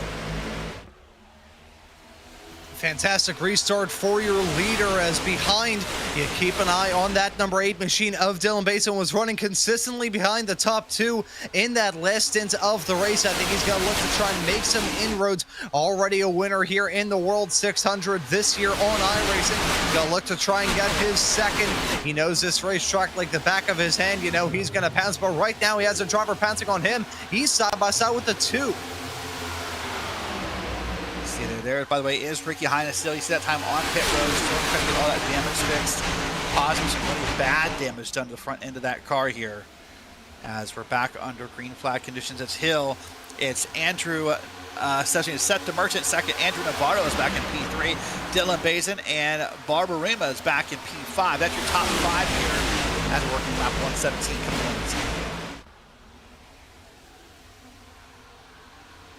Yeah, and in the previous stint of the race, I talked about new names and faces appearing in these battles as time rolls along. We're seeing that once more. Some of the names that we have in our top 5, names that we haven't talked about before, the likes of 4th place runner J.R. Bermena, as well as Andrew Navarro in that number 3 machine. We haven't really talked about those drivers so far here in this race. We've talked a little bit about Seth Dimension running in 2nd right now. We've certainly talked about your reigning iRacing World 600 winner of Christopher Hill, at least with the broadcasted split. He was able to get the job done just barely 1 year ago. Dylan Basin's been quick in this race. Malik Ray, we saw him doing some pretty big fuel saving earlier on. Gotta wonder what he has up his sleeve a bit later on. Of course, he's running right in front of your pole man of Sean Conklin, who after coming in for a stop, green flag stop at that, right before the first yellow of this race, he's now looking to pounds. He's holding on to his spot inside the top 10. Once again, looking for more. More indeed. By the way, kind of a race recap here.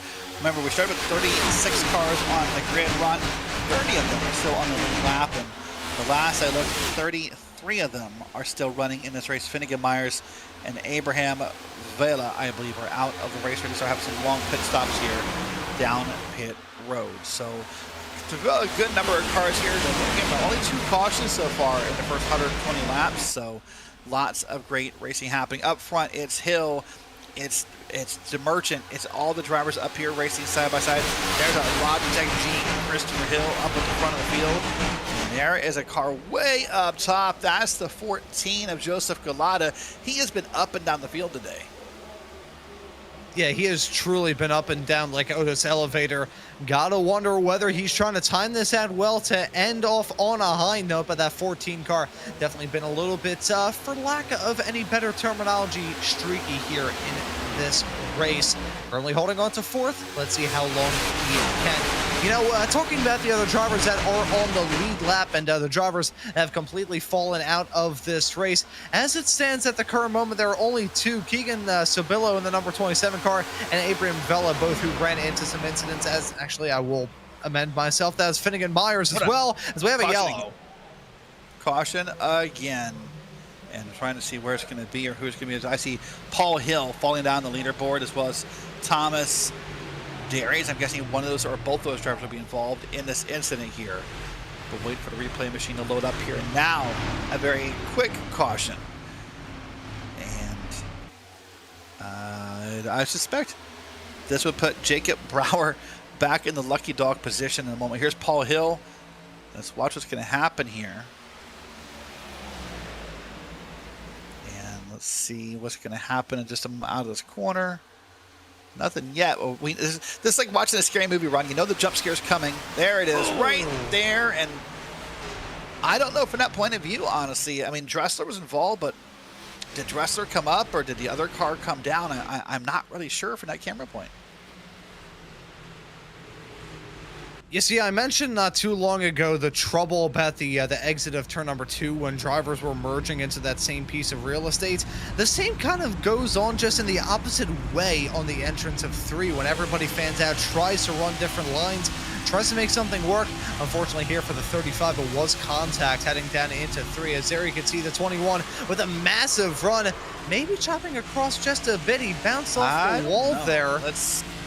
That's questionable. Like, I mean, from that point of view, it almost looks like the 35 is kind of squeezing. I don't know what I think of that wreck. I don't like the term racing incident. I kind of think typically that someone's at fault for everything. That's kind of how my brain works, honestly. Watch it one more time from up top. Oh, there's a different incident, actually. This is the one from earlier. But I don't know. That might be the definition of a racing incident. Yeah, no, I look at that and the way that I always like to kind of judge it, I say that there always has to be somebody at fault, as you said. But if you can't really fully blame one driver or the other, I think it takes 2 to tango in a situation like that. And we just saw it heading into 1. I think there's something that the 21 of Paul Hill could have maybe done to prevent that incident from taking place. Again, it's split-second decisions, heat of the moment. Obviously, mistakes will happen, but that right there, I think both drivers kind of contributed to that accident taking place. They're both going to feel bad about it in the case of the 35 of Dressler and the 21 of Hill. They just brought out a yellow. Probably the shortest green flag run that we have had in the entirety of this race. You know, before that incident went down, I was going to say that so far here, we'd only had just a handful of retirements. I looked back on this because I was curious.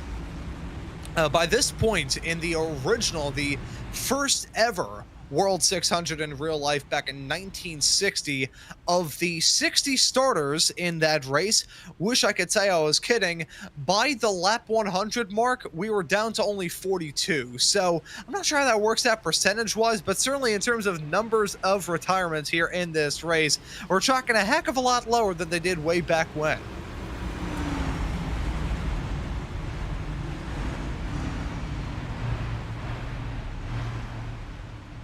Well, Ron, if I'm a driver here, I guess now I'm starting to get a little scared just because We did 2 very long runs. Now we have this back-to-back caution thing, and if I'm a driver, I'm getting concerned and getting scared because I want more of the former and less of the latter.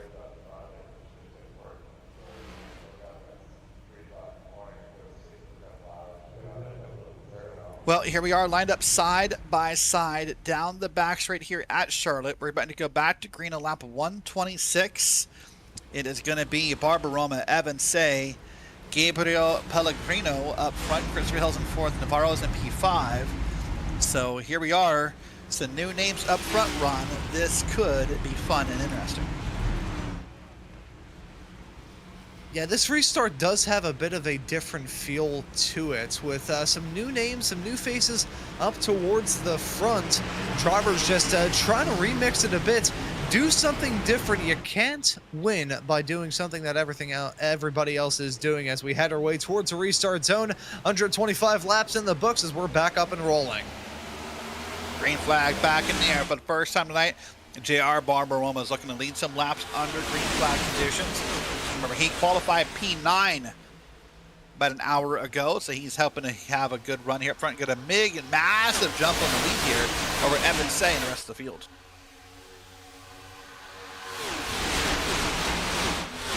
Gotta wonder how playful these drivers will be on the restart. They're already 3 wide, battling for 3rd. I can't say I'm too surprised about that. Side by side throughout the pack. I'm going to attribute that to one single reason here, Derek. Right now, looking at about 85 degrees Fahrenheit for that track temperature. That's about as lowest as it has been. These drivers feeling better about their chances, feeling better about their grip. They know what they can do. They can lean on those tires just a bit more, and they're certainly doing that. As look at the 2 of Seth Dimension. That 2 car, I'm not sure about you, Derek. We've been kind of keeping tabs on him, but it's been a bit of an up and down race for that driver. He's now been able to jump his way up into 2nd. That car is starting to come alive, at least according to me. Of course, a well-known eNASCAR iRacing Coca-Cola Series driver, also known across various leagues across the service. Now getting ready to get up and make his run at leading some laps this evening. Demerchant's there, Evan Say's back there, and more want to get up front here. Meanwhile, on your screen, some different battles across the track. There's the 1 car we watched for a long time lead this field up in Sean Conklin. He's about to be Andrew Navarro, Joseph Galata, and others. Now look up front. Is that Christopher Hill on your screen? Bomb is scripted up front. Look at that. There's your new leader, Seth Dimerchant, just made the pass to lead out of 2. And Ron down the back straight. It looks like we'll have a new leader at the line in Seth Dimerchant. Yeah, and Dimerchant, again, just coming alive at this portion of the race. Look at that, 10 spots gained since the drop of the green flag 130 laps ago. Now we will have to see if he can start to pull away. We have seen a lot here in this race, Derek, haven't we? We've seen some fantastic side-by-side battling, 3 wide racing, a little bit of 4 wide, some incidents every now and then, some intriguing strategy calls being made already. But if there's one thing that we have not seen, it is a dominant race leader, holding on to a massive margin between 1st and 2nd. That 4/10 of a second gap between your top 2 is probably the biggest gap that we've had between your top 2 runners, and I am going to say about 90 laps. Yeah, I think it's pretty fair to say is that it's not always been a big lead like it was at first. It's been so close for so much of this recent racing here. By the way, in YouTube chat, Finnegan Myers has appeared. Give us an update. Working toe link and steering. Is trying to limp it back, and it snapped on the apron in front of the field. He recognizes that. He says it in his own words, that was unacceptable. He's apologized. Finnegan Myers has gone from being a racer in this race to a viewer on YouTube. It's unfortunate there, but these drivers are some of the best here on the iRacing platform. They've been able to flex their muscles and prove their skill. They are brave, they are bold, they are super duper quick, and you can see every single decision that they make out there on the racetrack is it's given us one heck of a show here so far in the World 600 in 2026. Just saw a battle there for 3rd. JR Bornera, we saw him drop down a bit here now. Restarted off towards the front, still running close, but it's P4 at the moment for him and may start to feel some pressure from either the driver that just jumped into P5 of Joseph Galata or Dylan Basin, who he's still side by side with. Maybe it'll be a wrench thrown in the works and Sean Conklin will break through. He's certainly got a fantastic view of that side by side racing in front of him. And boy, doesn't this feel kind of weird, right? Sean Conklin, I think the worst he's run all night in P7, and that's such a weird statement. The worst he's run all night is P7. There's about, what, 25 other drivers who would love to have that stat under the name, but for Sean Conklin, who led a good portion of the first, 40 laps or so of this race, this has to feel like a downgrade. Yeah, no, it maybe is. That is a good point that you bring up there. It's got me thinking about a lot of different things. I mentioned off the back of the discussion you raised, this is gonna feel odd, but please hear me out. Talking about the spotters that these drivers have and keeping everything within perspective. Sean Conklin, I think, has a very level head on his shoulders, but I think he has a level head that's talking into his ear right now. He's been able to stay with it, keep his nose on that grindstone, lock in, insert phrase here. Underway to slice it, that number 1 car has certainly not given up as he's now looking for 6th right now, side by side with himself and Dylan Basin. This is well-composed driving that we're seeing right now from Sean Conklin, never giving up in a 400-lap-long race. Everybody's going to have the moment when everybody wants to have that moment when they want to. Sorry, I got my tongue wrapped around it. That's the problem with me. I drink too much super glue in the morning. That's my bad.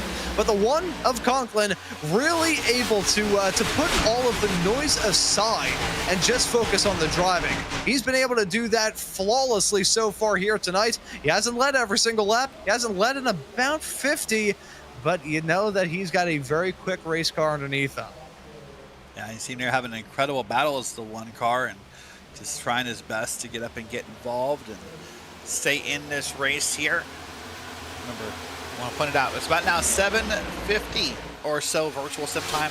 The sun sets according to iRacing 8:25 in virtual sim time on. So we're about, I would say, 30 minutes from sunset here at the home of NASCAR and Charlotte Motor Speedway. Of course, a long time ago, it had a sponsorship deal. For a long time, we called it Lowe's Motor Speedway, and then the name reverted back. But it's been the home of course, the 600. It's been, of course, the home of the Roval for a few years. The All-Star Race happened here for a good number of years, and so this is an amazing, iconic, I call it a quintessential NASCAR track here, Ron. And this is the temps are going to cool down, the racing get exciting, and eventually the lights will turn on. Yeah, but at the moment, this racetrack covered in a yellowish-orange haze as that sun starts to set below the horizon. And keeping tabs in the YouTube chat as well, viewers bringing up something that I believe I had seen earlier on after Sean Conklin kind of got trapped in a bad pit call in the first round of stops. When we thought we were going to have a green flag run through pit lane before the first caution came out, Conklin got trapped after making a pit stop of his own. Briefly fell outside of the top 20. So although this spot that he finds himself in isn't the lowest, it's probably one of the highest spots he's been in for quite some time. I think the point that I was still trying to make before I lost grip on the English language and couldn't spit my words out in the proper order, Conklin shown that he can stay with it here in this race. He has that mental fortitude to stay patient and realize, hey, this is a 400-lap long race. Doesn't matter what went down during the first pit cycle, as long as I could just make my way methodically through this race, methodically through this field, and keep my good race car clean and in tip-top shape. Come time for the end of this race, I still think he has a very good shot at a victory. And of course, here is one of the M&M's cars. We read the tribute earlier for Kyle Busch, and of course, many drivers tonight and across the weekend in iRacing, and I suspect in real life, running some form of a tribute to the driver of the iconic 18 M&M's Toyota Camry. And of course, in his later years, the driver of the number 8 Richard Childress racing machine. And of course, remember, he got his start, and I guess in the NASCAR Cup Series. The 5, the Kellogg's machine for, I think, 2 or 3 years. So when you think about that and stop for a second, Ron, I know we're talking about the race as well, but you think about Kyle Busch for a second. Drove for Hendrick, Gibbs, and RCR all in the same career. I'm not suggesting he's the only one to ever do it, because I'm sure are others who have done it. But that's got to be a very narrow list of drivers who've been able to drive for what some would consider to be the big three of NASCAR. Yeah, I was going to say, looking at NASCAR historically, those are the big teams. And Kyle got the opportunity to not only, drive for them, but win for all of them as well. He won in Hendrick equipment. He, of course, won races and championships in JGR equipment, and was able to win as well in RCR, some of the final wins of his career. And he also won with several different manufacturers as well. Between a Chevy, between a Toyota as well, was always able to get the result no matter what you put him in. As one thing that his brother Kurt was able to do as well, I believe he ended up winning for 4 separate manufacturers in his NASCAR Cup career, did his brother Kurt.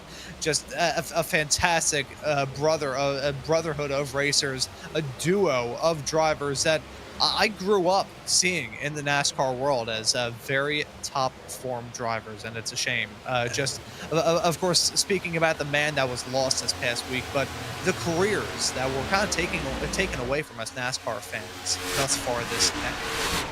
And in a way, I just keep coming back to all these random facts in my head, and I don't know the words I want to use to link him in here, Ron, but we're talking about Kyle Busch on a weekend where this was the one weekend where he never really got to accomplish what he wanted, right? Remember, he's tried to run the double. He tried to run the Indy 500 and the Coke 600. It just never quite came together. There was the prototype for the car he showed off on the Denny Hamlin podcast a couple weeks ago, or maybe a month ago now. They had the M&M's sponsorship ready to go, and it just never quite happened. And, it just never could quite make that double happen. On this weekend of all weekends, for these things to happen, it's difficult to talk about. It's difficult to think about. Just again, at the young age of 41, no longer with the community. But right now, Andrew Navarro and Evan Say, 3rd and 4th on the track, about, let's say, less than 0.2 of a second apart here, is how close these drivers are. Navarro's up 16 spots in the day. Say is up 9.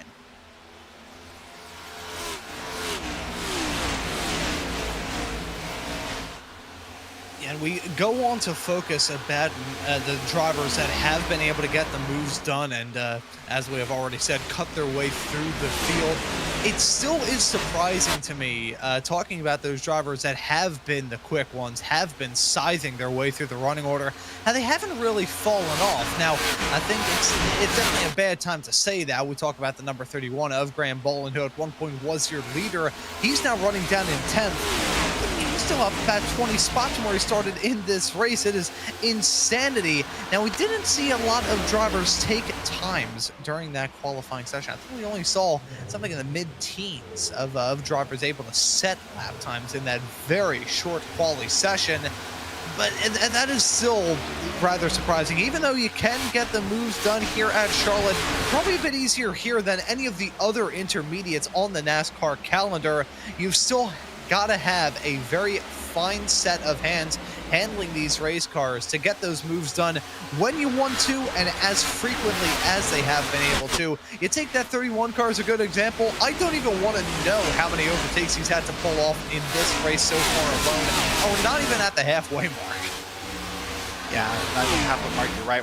We're getting close. We're not quite there yet. See, the sun's coming down. The track's getting darker. The lights will be on soon, and we're going to get to see a new glow and a different point of view of this track here, and not too far from now. By the way, welcome some new viewers. Maybe you're looking for something to watch tonight, because the truck race has been postponed in real life. Catch this run. I won't catch this. The truck race has been moved to tomorrow morning at 8 a.m. That's a 5 a.m. start for the truck series. That'll be on DVR when I wake up. I remember back in 2020 when at my hometown track, hometown, it's an hour and a half away from me, at Pocono, when they had, it was meant to be the triple header weekend. It was originally going to be the NASCAR doubleheader when they were going to run 2 races that weekend alone. Even before the pandemic, scheduling kind of packed in a lot of the races. That was going to be kind of like a big deal at first, holding 2 races in the same weekend. They ended up having the truck race in the morning, the at the time Xfinity, now O'Reilly's race in the like late morning, very early afternoon, and then they had the Cup race following it. I remember being sat in my living room throughout most of the day. I am very thankful that I was, still in high school at that point, actually on summer vacation, and had nothing going on in my life back then. I'm not sure if you ever had this feeling, Derek, but you ever look at your schedule just in life of like running chores, doing, running errands, doing chores, doing work stuff, whatever it may be, and you think back to times back then when you could just sit back, relax, and watch a NASCAR race and wonder, what did I do with my time to be that free? Yeah, I do. We just moved recently, moved in with my partner, and it's been a new world. I'll put it that way. Time has definitely been a commodity that I don't remember how much time just a month or two ago. But speaking of time, it's passing by now 154 laps into this race at 400. We've gotten this pace moved back again, about 30 laps or so since we had that caution. We got to do our pit stops in the yellow. So I'd say, Ron, we're about halfway through this run here of fuel and tires if this does stay green. And Derek, dare I say it? Dare I say it? Nope, don't you do it. You know what? I'm not going to do. I will refrain. So we're backing away from that grenade before somebody pulls the pin on it. We're going to walk away quietly and calmly and start watching problems. Does that sound like a plan? That sounds like a great. Sounds like a good deal.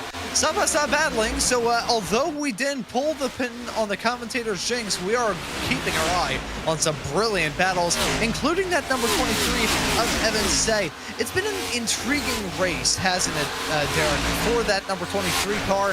Been hard to pin down in the pace department, now running inside the top 5, and able to put on a pretty good defensive clinic as he has 3 wide racing right behind him. I'm not sure if he's driving the widest NASCAR Cup Series car ever made by man, but he's been able to put on a defensive clinic as of recent. Yeah, he has, hasn't he? Up here in P4, running pretty well up 9 spots in the day here. Trying to run down Sean Conklin, who's got to bring it back up to P3, by the way. That's a good return run for Conklin. And now to P2 as he's passed Joseph Galata. And then, of course, Seth DeMerchant. A number of laps in this race now. DeMerchant, of course, one of the many stars of the eNASCAR series. And happy to see him racing on Friday nights.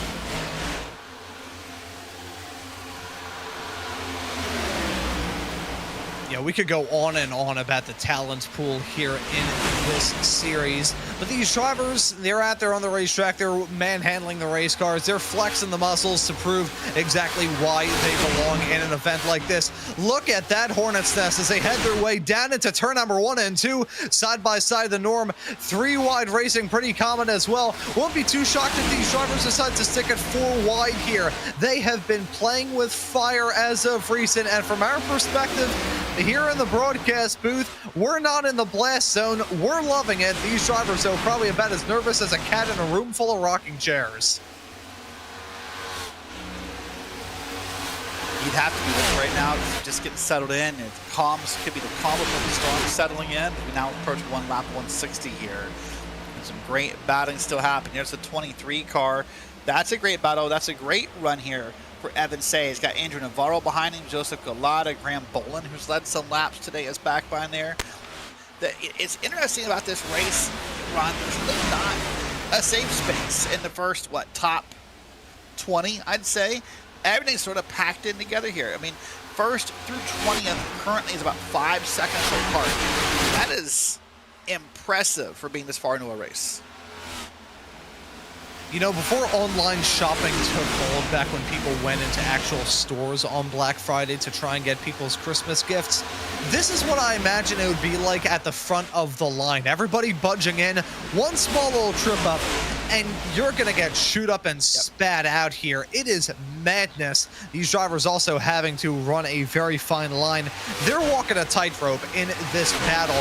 We've already seen battles in the past go down, be really intense, be really exciting. Drivers just squabbling up and going for any single move that you think is possible around a race car on a racetrack, and then something snaps. These drivers have been keeping it very smooth right now. They don't want to tip off that tightrope because they know what the consequences are, and they don't want it. So that could be the reason why they're single filing out. They're thinking, okay, you know what? It's probably, they weren't even playing with fire. They're doing jumping jacks in front of a firing squad. I think they decided, you know what? Probably a bad time we stand behind the bulletproof glass and wait for those pit stops to come around. Can't be that far away. Remember, we last pitted on lap 123. We did about 65 laps on a tank of it's about lap 187-ish. Oh, there was a car right at the top of the wall. Hard to see the number there with the lack of sunlight right now, but someone was up there kind of wall running like we're doing on a skateboard almost here at Charlotte. You know, across this track, Ron, there's all the semblances of the red, white, and blue, the stars and the stripes. We race here every Memorial Day weekend to honor those who have served our country and the States with honor and given sometimes the ultimate sacrifice. And I want to take a second, I'm sure on behalf of myself and the rest of you, to say thank you to those who have served or are serving. This weekend is a great time for us to stop and remember you and thank you for your service and race in your honor.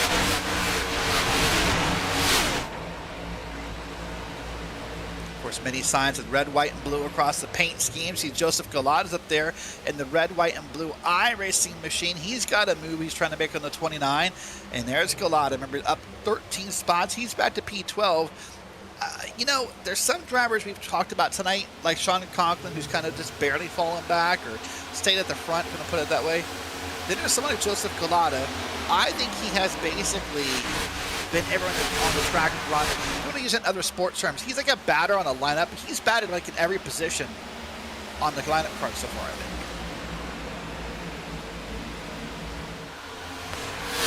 Yeah, I think that versatility, though, is maybe helping him out. He's able to respond to situations that he is forcibly put into positions that he doesn't want to be in, but he can still bounce back well. We have talked at length already in this show about what these drivers will have to do to remain competitive. As I see smoke in the air behind, there's some drama heading their way off through the quad oval. We remain clean and green. I believe it was Nolan Hodgson in the number 20 car. Now went for a slide. Driver that I've got to cover before, driver that started up towards the front of the field with disaster breaking out and had to have been contact and a bit of side-by-side battling. We'll look to get the replay machine up, rocking and rolling, maybe a little bit of WD-40, potentially some duct tape on it. You can see the smoke as they head their way through there as if somebody let the fog machines be abandoned there. Yeah, there'll be no mosquitoes in that part of the track. Well, there a big cloud of fog or smoke right there is going to be puffed up there for a little bit. It'll eventually find its way to move along. But what's happening here, Ron, I think is, remember, it's been a while since these drivers have been able to kind of push these tires this far. We've had those couple of pesky yellow flags that came side by side, or one back to back, if you will, that kind of everyone put new tires on. So it's been a while since drivers have kind of had these tires run this long. Remember, this track changing. This is a brand new track. The temp is dropping. There should be more grip in the track. You're going to get more brave. You're going to be on the pedal longer. And eventually, you're just going to miss it a little bit and slide the car around.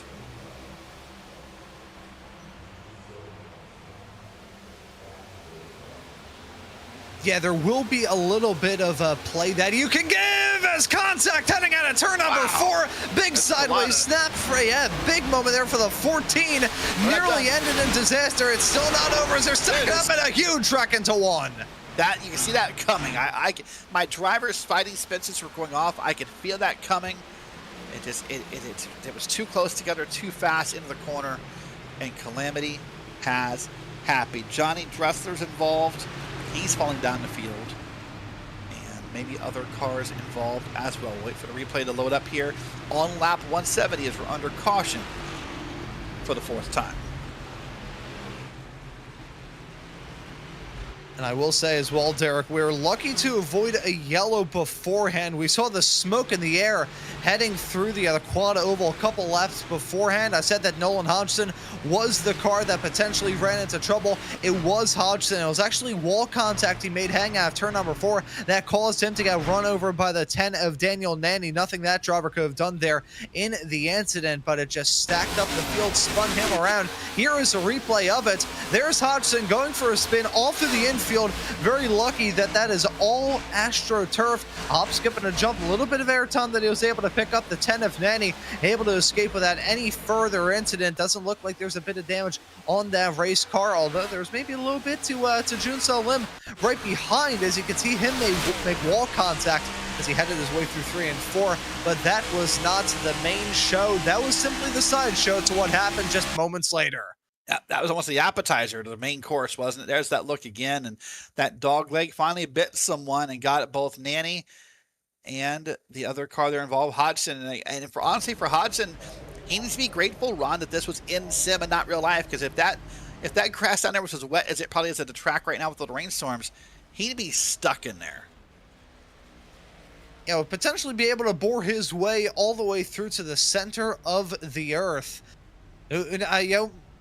America tried to do it back in the 70s. The Soviet Union tried to do it around the same time as well. Maybe NASCAR will be the first organization to do that. You know, Josh Berry got close at Atlanta back in 2021. Maybe we'll see that here in 2026. Pit stops going down, though. This is going to shuffle up the field a little bit. The 2 of Seth Dimension has been able to exit out with the race lead. Sean Conklin in second. That is music to the ears of the driver, the number 1, who had a quick race car, but he wasn't able to take many bites out of that leader's gap. Now, though, clean sheet for these drivers. It is an even playing field, and now the dynamic shifts once more. Shifts once more, indeed. Seth Dimension still leads some laps here. Let's get your former race leader Sean Conklin now behind him with Tyler Latero up there. Those 3 have, of course, all led laps. Landon Kimmett's up to P4. He has not led laps. Wyatt Tinsley, I believe, was up front at the start of this race. Never led a lap, but got that black flag when we started the race. He's back in a new lap in P5 just before the halfway points. Yeah, and you know for a fact that these drivers are going to be delighted to see that halfway mark come around. It's, again, those mental checkpoints that a racer sets to say, okay, look, we've made it this far in the race, halfway through. Can be demoralizing to some if you had a really rough night, but if you're having a good night, if you're feeling good about your chances, and halfway mark is going to be really sweet. I wouldn't say as sweet as champagne, but it would certainly be up there towards the top of the list. Field packing and pairing up, though, for the restart. It is going to be the 2 and the 1, restarting 1 and 2. Yeah, just backwards numbers here where they started. And remember, Seth Dimension's up 10 spots on the day. Sean Conklin's down 1. Tyler Latero was up 17. And then Landon Kimmett, the only driver in the top 4 not to have led a lap yet. He's up 22 spots on the day. So we'll see if that can happen, or if Seth Dimension or one of the other former leaders can pull away from the field. Lights in the pace car are off. Happy you're along for the ride. We'll be starting lap 174 of 400 here on this restart. It's going to be a wild, exciting ride here. Happy you're along for the ride. Derek Watson, Ron Mons, Ramiro Cisneros pushing the buttons down in a production truck here as we're approaching the halfway point here on the iRacing Esports Network of the 2026 World 600 Top Split Open Setup Broadcast Splits. All right, Ron, once again, let's go ahead and get buckled up here. Get your last big deep breath in under caution. Get ready, because it's just about time to press the loud pedal and get back to Green Flag Racing at Charlotte.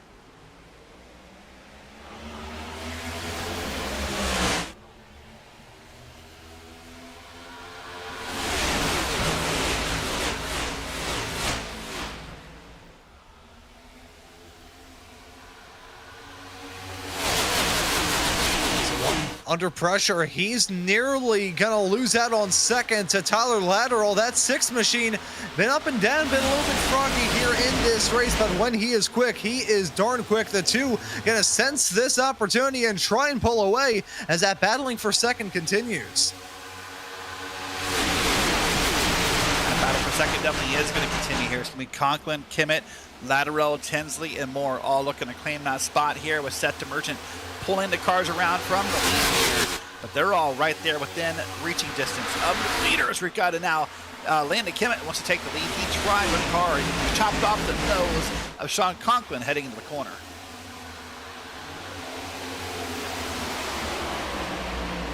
Oh, and you know, one thing that I am starting to notice here, Derek, as we're getting back to green flag running, doesn't this racetrack look significantly darker than it was a bit earlier on? These shadows are growing very, very long here in Charlotte, North Carolina. That sun is setting. The nighttime is approaching. The lights are soon going to burn bright around this track. And with that, these drivers, some Their races are going to fall apart. Others, though, that we haven't really been able to talk about in the nights with the changes they made or even the setup they ran heading into this, they're going to come alive. And, you know, something we don't talk about yet in this race is the visual acuity of the drivers here. They're stoked. We never really talked about the glare tonight, Ron. Ooh, a little bit of contact there, almost with the 4.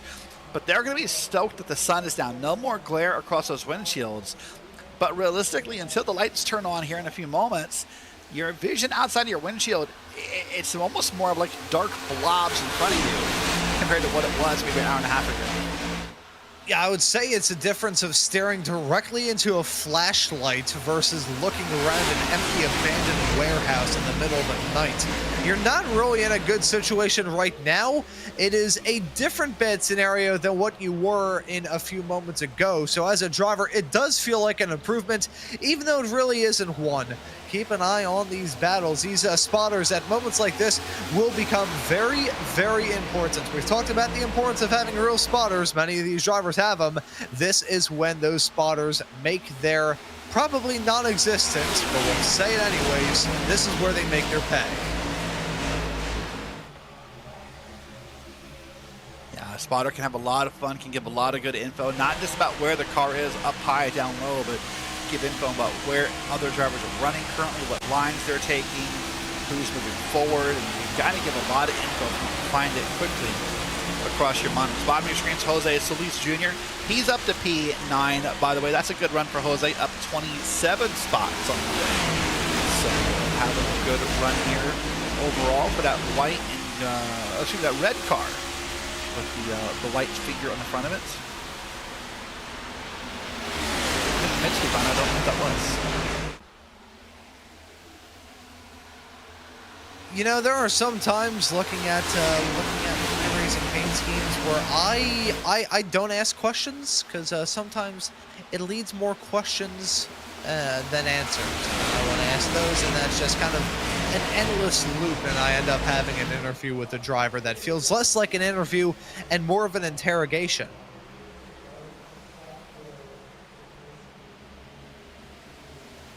You know, this may not be the right way to approach it, but sometimes when I see anime characters I don't recognize, kind of assume are anime related. Yeah, I know that's not fair to say. It may not be, but I'm just saying that's usually my first assumption. See, I'm definitely interested to see how that goes with some. I will say there are a lot of people in the broadcast chat tuning in and rooting for Yuma Yao in the number 7 car currently running in 22nd. The Japanese driver holding on to that spot right now. Because of that, I'm not going to make any assumptions about anime. As somebody who only watched anime, I think the only anime that I've ever truly watched is a little bit of Sailor Moon back in 2020, and that is kind of it. Well, I've seen very little. I'm ahead of you. I've seen Full Metal Alchemist. I've seen My Hero Academia. I tried to watch Food Wars. That was weird. So finally, I'm ahead of someone in my anime list. That's very, very short. I'm sorry. I just want to budge in here. We're talking about the front of the 36, correct? Here, Jose Solis Jr. Yeah. I think I recognize that. That's Bugs Bunny. So we're definitely yeah. That is. Do you remember the meme Big Chungus? That's him. Bugs Bunny. Bugs needs to find Ozempic. That cannot be Bugs Bunny. That is a huge Bugs Bunny. What? Yeah, that is I remember being back in, this is gonna date me. I remember back in middle school when Big Chungus was the big meme, and even back then when I was about 13, 14 years old, still a bit irritated of it, but it has still remained through to this day. And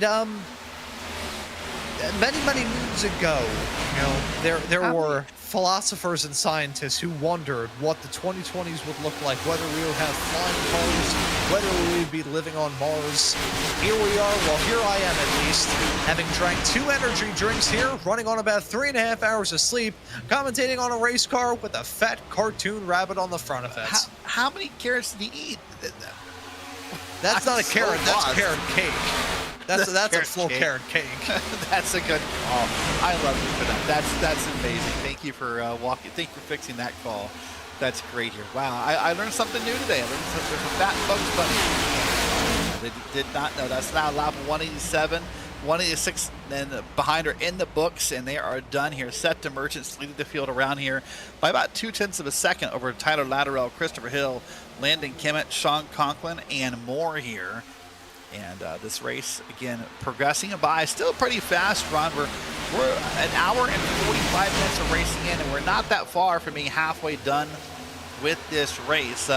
If knock on wood, it's already not happened. According to my estimates, if it has stayed green the whole time, 3 hours and 16 minutes would have been the race time, as we're 3 wide right there on the racetrack. We've blown that out of the water, of course, but I think we're trending, knock on wood, we're trending for less than 4 hours. Yeah, to all of you tuning into this broadcast here on RaceSpotTV and, of course, the iRacing Esports Network, we welcome you all for the next 7 hours of action here upon that comment. See, I'm not going to say I will not tread, I will tread on that topic very, very lightly. These drivers, though, all kidding aside, they have been able to execute this race in a very controlled fashion.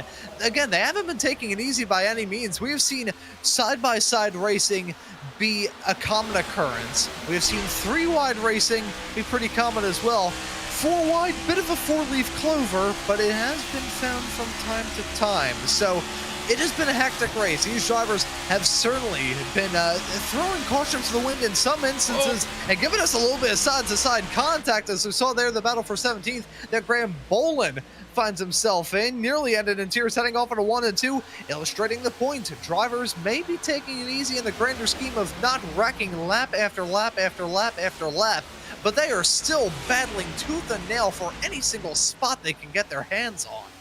Boland, one of the drivers who led laps earlier in this race, now back midfield and trying to find his way back through when the time is appropriate. Again, a long way to go here for Graham Boland and others. Still have a lot of time to make your moves happen and make them count here inside that purple machine. Waiting for the lights to come on here at Charlotte, waiting for the racing to get even more exciting, as I think it will here. And here's, again, one of those many cars that are trying to get to the bottom of the track here. And the lines being chosen here, it's kind of a surprise to me. Ron, I thought we would see more cars running towards the top of the track, trying to get big, massive runs off the corners. But look at all the cars running the blue line. Oh, there's the 22. He's on pit road and has smacked the wall. Dan Brandos Schmidt, the U.S. native in the 22 car. Wonder how he got down there.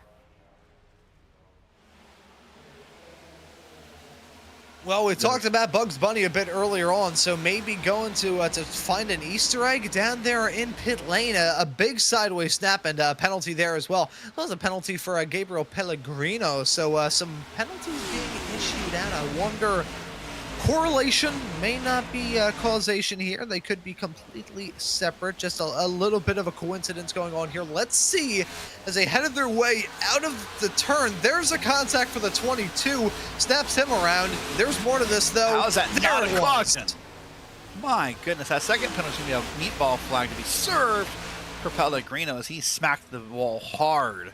How that's not a caution, I'm not sure, but regardless, it's not. We'll stay in green flag racing, and I could hear that confusion across the iRacing voice chat as well with the drivers, Ron. They were all saying, how's that not a yellow? Like he was sideways in front of us and someone hit him, but regardless, Barney the flag man keeps that yellow flag put back away, and still green flag racing. Watch this again. I mean, there's nowhere for Pellegrino to go. Just never saw it. Yeah, no, there's nothing you could do in that moment, frankly. I'll have to take a look to see roughly how fast he was going at the time. But these drivers are hauling the mail, heading their way through the quad oval, going in excess of about 186 miles an hour. So that was a sledgehammer shot there into the inside wall. Brandon Schmidt going to tag the inside sand barrels there as well. So two cars pretty much just turned into an unrecognizable pile of metal pulp as a result of that collision, but we remain green here in this race. Now, I talked about the way that iRacing deploys these cautions. Here in the special event, they are judged based off of the iRacing code, as we see a spin for the number 11. That's Dylan Cardenas going for a slide, but you can see right there, nearly stopped, tries to rejoin the racetrack. If the car is stopped above the apron on any racetrack, doesn't matter whether it's here at Charlotte on a short track or a super speedway, that will be when the penalty is declared. Oh, not the penalty. That will be when the caution is declared, excuse me. There's only one track where that is a bit of a gray area, and that's Darlington, mainly because it's a giant Super Bowl that they turned into a racetrack. Yeah, something like that. So again, I think some confusion about that, but regardless, we stay green flag racing here as we now are just a couple laps away from the halfway point here at the World 600. Happy you're along for the ride all night long, and answer a couple questions from YouTube chat. Corwin Tipper says, do the lights work? Yes, they do work. They will turn on here soon. In fact, I think I see from the reflection of the cars, they are now on. As you can see right there from the top of the one car there, how it's kind of has some shines of white light. So they'll turn on, and you'll see more and more of the lights as the sun continues to go down here. Eventually it'll be a very well lit racetrack. And in fact, there you go, you can see the lights on the inside of the racetrack pointing up towards the corners. Yeah, of course, the lights here at Charlotte Motor Speedway were added back in 1992 to give us the first ever All-Star race, the first ever NASCAR All-Star race held under the lights. Of course, this track had been the host of the first ever NASCAR All-Star race back in the 80s, and after a brief trip to Atlanta the year after, trying to keep it in a steady rotation, it became the longtime home of the NASCAR All-Star race, and the thrill in the nights, and that wild finish between Davey Allison and Kyle Petty at the end of that first ever nighttime All-Star race. It became a tradition and eventually found its way over here to the World 600, an event that, whether it be in the realm of iRacing or, of course, in the realm of real life, has seen many amazing drivers, amazing champions of this event, and some brilliant drives to get the victory here. You've got to be an amazing driver. And now at the halfway mark, with the lights starting to burn bright and the temperature starting to sink down, it's a man that really had a topsy-turvy first 200 laps, leading the last 200 right now. Well, if you're a driver, this is the good news, Ron. We're now past the halfway. You know what that means? You can start counting down. Now you start to count down the laps. And they'll count, if at least in my head as a driver, they count down way faster than they counted up. Oh my gosh, that up process takes forever. But then when you start to count down the laps here, it feels like that happens really quickly, especially if you're trying to run down the leader. Right now it's Demergent, it's Lateral, it's Christopher Hill, it's Landon Kimmett, and Sean Conklin, your top 5 at Charlotte.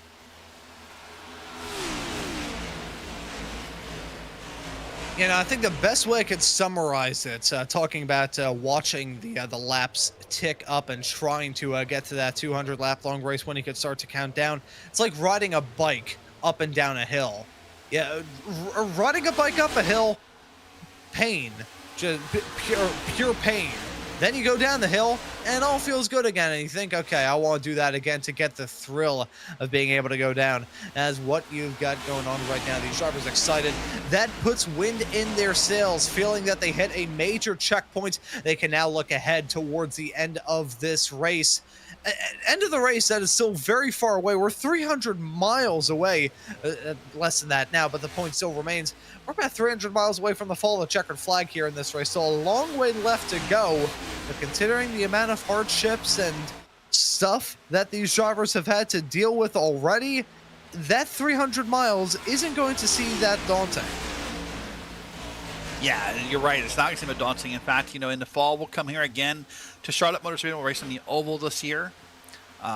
In terms of iRacing for the NASCAR iRacing Series, which the World 600 is part of, will run a half-length race that time. That'd be 134 laps. And so not too far from now, but maybe a little bit from now, you'll be able to say, hey, I'm down to a normal half-distance race. And you start to create those milestones we talked about earlier of helping yourself get through. Because right now, just mentally, this race has been exhausting. It's been tiring. It's been long. You know, depending on where you live, East Coast, West Coast, maybe you've put off dinner. You've just had to kind of seclude yourself away. You would love just to be able to be done here. Maybe get some sleep, get a snack, get something, and kind of relax your body a little bit. Yeah, and here in this event as well, you know, we do have many separate nations being represented outside of the very talented group of Americans here in this race. Wyatt Tinsley, who we saw start up towards the front, currently running in 6th, which, side note out of all of this, what a recovery drive he's been able to put on after getting a penalty right at the start and going a lap down. Now holding on to P6 at the current moment, the Aussie behind the wheel of that machine. You know, Australia, obviously massive, lots of different time zones, as we see Joseph Galata with a fantastic save as he headed his way off through the turn. Granted, he turned his front tires into rectangles, trying to get that front end to cooperate, but Galata should be counting his lucky stars and maybe considering the purchase of a lottery ticket. The fact that car didn't fully loop around on him as it tried to swap ends, heading his way out of turn number 4. Just to wrap up on the point, talking about Wyatt Tinsley in this number 4 car, just the tip of the iceberg, really. He's either running in the early, he's either running in the early afternoon or the late morning for him. It's either about 1 a.m. if he's on the east coast of Australia or around about 11 if he's on the west coast. I might be wrong about this, and I should look. I should use Evan Basoka's handy-dandy wiki guide to help me with this, but I'm not sure. So in this new iteration of iRacing, the flags are no longer assigned to you for your billing address. Now you can pick them, and you can pick the countries that obviously represent you. And so for some drivers, I know their countries are not correct. I'm not sure for Wyatt Tinsley. Maybe I'll do some homework here in a second and see if I can figure out if that is or is not true here. But yeah, for some drivers, I know they're kind of picking flags they like to kind of troll with, or maybe it represents their family members. But I don't think Wyatt. I'll double check. You talk and I'll read, and we'll see how that goes. You know, it wouldn't be the most outlandish time swap that I have seen here. So it's. I can believe that he is running in this event at around about that time. Even just, you know, discounting that, talking about here domestically in the United States, you know, if you're like me on the East Coast, you're pushing about 11 at night, getting close to midnight. This race will probably wrap up around about 1 o'clock in the morning. I know, Derek, for you out there, as actually I'm going to hold off at that point. We have a side-by-side battle for the race lead. Christopher Hill able to try and get a move done, and he punches his way into that top spot. Seth Demerchant's gonna drop down, so the 2 machine now holding on to P2, desperately clinging on, is trying to cling it on to the racetrack. There's a 17 of Landon Kimmett. We saw him with a sideways, slideways moment as he headed his way out of turn number 2, avoided contact with any competition, avoided contact with the wall, may need a change of tires, certainly needs a change of fire suit after that close quarters moment. He's gonna fall outside of your top 5 to Wyatt Tinsley. But for Americans, just Americans and Americans alone, you're running at either 11 o'clock on the East Coast, about 8 p.m. at the moment on the West Coast. If you're in Anchorage, Alaska, you're running around 7. If you're in Honolulu, Hawaii, you're pushing around 5 o'clock in the evening. That is a wild swing in times, and not even including some of the other drivers who may be representing some other foreign countries. I see some Brazilian drivers. We saw an Argentinian earlier on here in this race. And I know that's going to certainly be a feel-good story for Ramiro in the production truck, as we see a side-by-side battle right now for P3 with Conklin. Did confirm, by the way, via, I guess you want to call it X, I guess is the appropriate name nowadays, Wyatt Tinsley, a Virginian native. He kind of trolled you with the Australian flag there. Well, I will check my privilege and shut my face then. No, it's good. It's a valid point. There are definitely drivers who are racing, but unfortunately Wyatt's not one that fits that bill. But you're right, there are drivers around the world who get to run this event, and we're happy to have all of them here across the different time zones of our special events here on iRacing. You know, I want to bring the mood down a second, Ron, and talk, and then we did earlier, I want to do it again. You know, today and this weekend, the NASCAR world and the Rowdy Nation are mourning a loss that just, darn it, Ron, it seems unimaginable.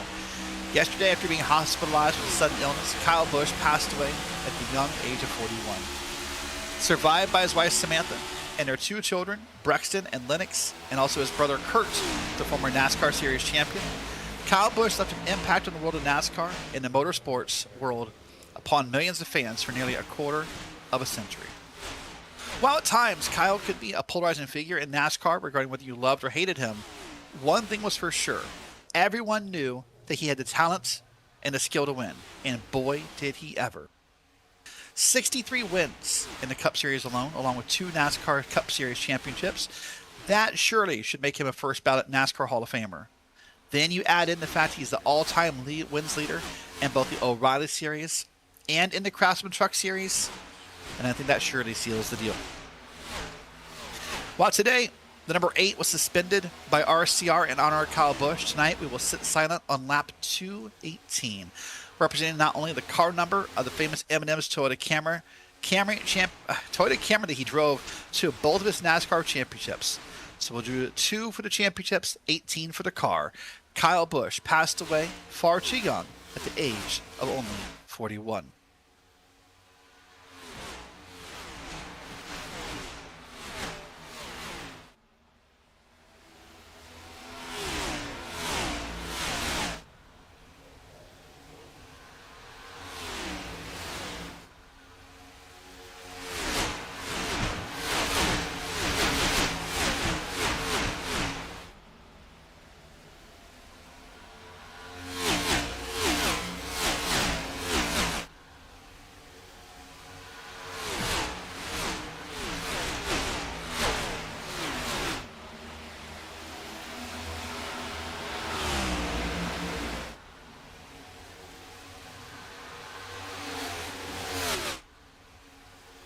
Christopher Hill back to the front of the pack, by the way, the driver, remember, who won this event in the broadcast split last year by thousandths of a second over Zach Novak, is leading Seth the Merchant. Sean Conklin, Wyatt Tinsley, and more around the field. Malik Ray's up at P5, and a great run is being had here, Ron. Again, we're now counting down the laps. We're about to start lap 220 of 400. And it's pretty odd to say this, but for some of these men, it will feel like the time is running out. It really isn't. They've still got so much racing left in store that you can play with your competition a little bit. We still have so many pit stops to worry about, and maybe another round of stops coming up here soon. In the meantime, though, your top 2 are still close to one another. They've been able to break away from that duo right behind them that are also going side-by-side formation, flying at the front. Christopher Hill still feeling the pressure from DeMerchant as he is trying to set up a move in that 2 machine, trying to find when that 2 can get the grip up through the turns and get around the 5. As speaking of the devil, we do have drivers coming down pit lane. That's a 34 into the pits, along with the damaged machines that we've seen in pit lane for quite some time of Pellegrino and Schmidt.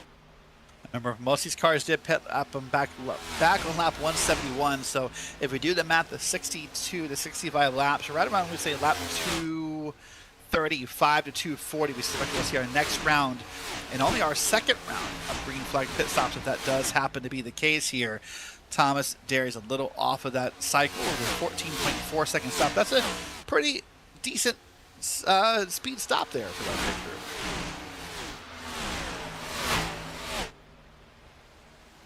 And so strong stops. Got to wonder whether some of the fuel saving that was done by these competitors a bit earlier on, the chickens may finally come home to roost. I mentioned a bit earlier on, it was talking about you're at 1 point top 10 runner of Malik Ray, who's now running in 5th, mind you, in that number 15 machine. He was doing some tremendous fuel saving on the first restart that we had here in this race. You could hear him clutching and coasting and darn near shutting the engine off. Was able to get some fantastic fuel numbers. Did not try and go for a short stop there.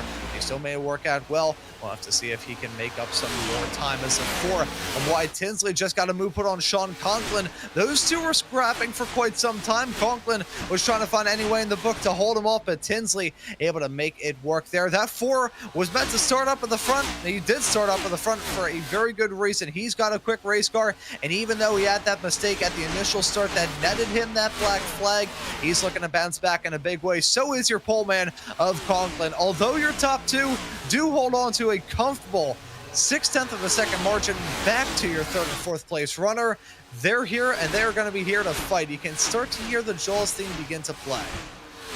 Start to hear that little dun sound in the back of the, if we can't hear this here, probably with your Christopher Hill, you heard it for the past number of laps with Seth DeMerchant trying his best to find a way around, but I'm not sure DeMerchant is trying to find a way around the more I look at it. Ron, is he trying to pass or is he just trying to kind of ride around? Because again, not a super speedway, but if you are riding around here behind someone, you might be saving some fuel. We talked about earlier, these drivers want to run these runs as long as they can. It may not cut a pit stop off of your cycle, but it will certainly make your last run shorter than everyone else's. Yeah, it's that snowballing effect, making a small little bit of difference every single stint. Bit of fuel saving, shave a lap on one stop, and then again and again and again and again. That will add up by the very end. You'll be able to cash in by the checkered flag. And if you can save enough fuel, save enough time, even if this does come down to a fuel mileage race, again, that will be music to the ears of the drivers that were able to play it well. You never know exactly what you need to do here in this race. The racing gods are very unpredictable in the sense that they will always throw a curveball these competitors' ways. So at the moment, we don't know whether the fuel saving was a good strategy. I had a good feeling about it at the time when you're running in the draft and able to do whatever you wanted without losing out on a boatload of time. I'm still going to be keeping my eyes on the likes of Malik Ray and those other drivers that were able to save a bit of gas. Look at the split views. You still have your top 2 running nose to tail of Christopher Hill and Seth DeMerchant. You know how I said that they had a 6, nearly 0.7 of a second gap back to your P3 and P4 runner? That's about a half a second. They are making those inroads. They're going to try and work together ugly. Yeah, that's exactly right. So right now, if I am Hill or if I am DeMerchant, I might be okay running front to back and just make sure I don't open up that possibility, that I don't close that gap, in other words, right? That I just make sure that it's just us in the battle and not someone else involved. Christopher Hill back to the front here in that Logitech G machine, having a pretty awesome run here this evening. Led a good number of laps tonight here, giving the lead another one to begin at lap 230 from Charlotte Motor Speedway. As you can just sense the growing sense of tension here in this fight. And I gotta admit here, as we get towards the end of this stint too, Derek, I don't think these cars are running good either. Think about the amount this racetrack has changed just in this run of the race alone. The lights shining bright around this place. The ambient temperatures have fallen slightly. The track temperatures have fallen a bit as well, though they have been on the swing. They've been on a roller coaster ride ever since we got the green flag, for crying out loud. That is not that uncommon of an occurrence here today. But you can sense that certainly at the end of this stint, these drivers struggling for grip. They are not feeling good in their race cars, and they're running nervous out there on the road. Even from our perspective in the broadcast booth, you can sense that feeling of unease behind the wheel. You start to feel something, can't you? Just feel maybe someone's going to push too hard through a corner, someone's going to try and make a pass and just maybe doesn't have the tire grip left, or who knows what may happen as this night goes on, but you can start to feel something kind of brewing somewhere in the background. Right now, it's still Christopher Hill, Seth DeMerchant, Wyatt Tinsley, Sean Conklin, and Malik Ray, your top 5 here. And now I'd say we're within 5 laps, I would think, of green flag pit stops occurring on the track.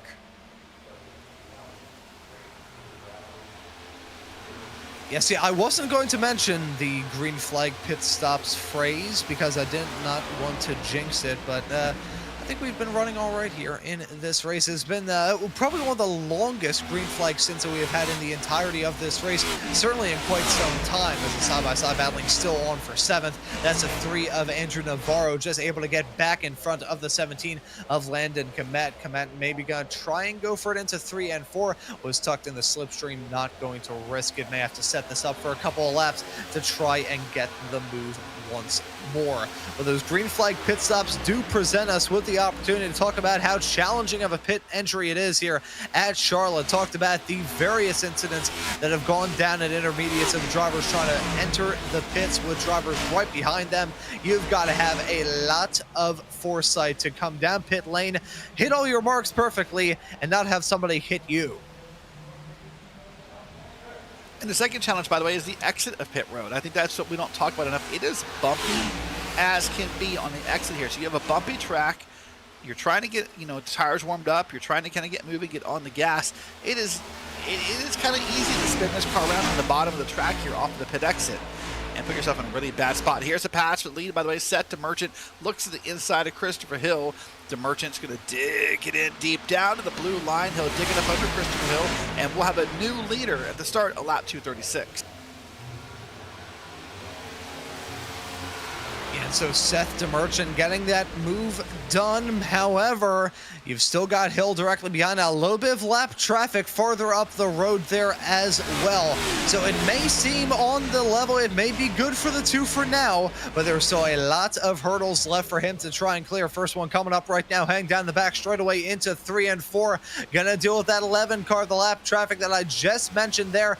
Able to get out of the way without any further incident. Now gotta see how 3rd and 4th place Wyatt Tinsley and Sean Conklin negotiate this car as well.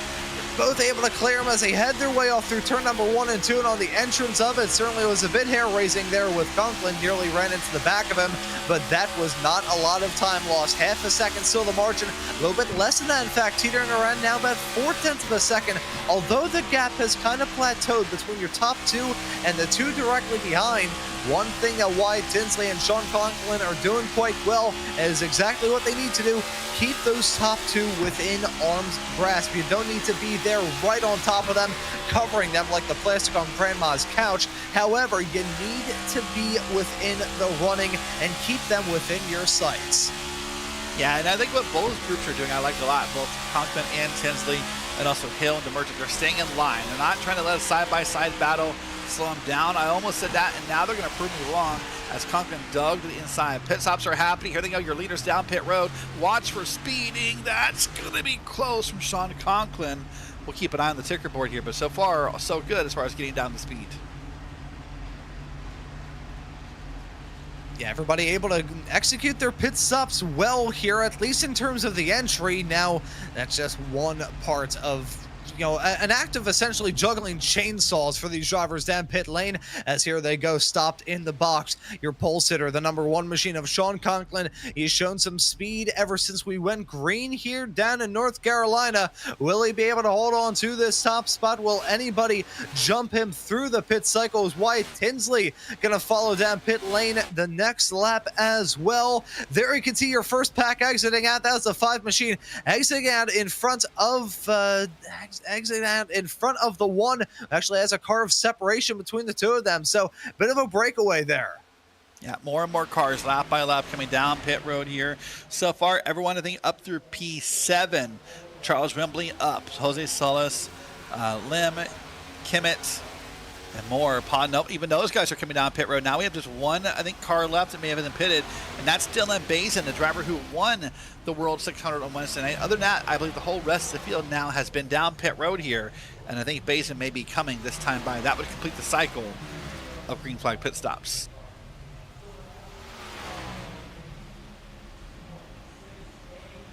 And a cycle of green flag stops here in this race. I didn't think we would see it. I'll be 100% honest. So there you go. We finally got it. We finally see it get put on full display, and everybody withstanding the pressure quite well. Not sure whether they're all wearing Tag Heuers, don't crack under pressure, or what the deal is. They're able to make it work. I still think they're definitely testing their luck with some of the incidents out there on the road. But in terms of pit entry and even pit exit for that matter, these drivers have been very concise, and there's a reason why they're in the top splits of this special event. They know how to run a race well. They know how to win a race too. You can tell that they knew exactly how to hit their marks, what they needed to do. No point in risking it, as here we go. This is the final stop. Dylan Basin heading out of the pits right now. How's he going to exit out compared to everybody else?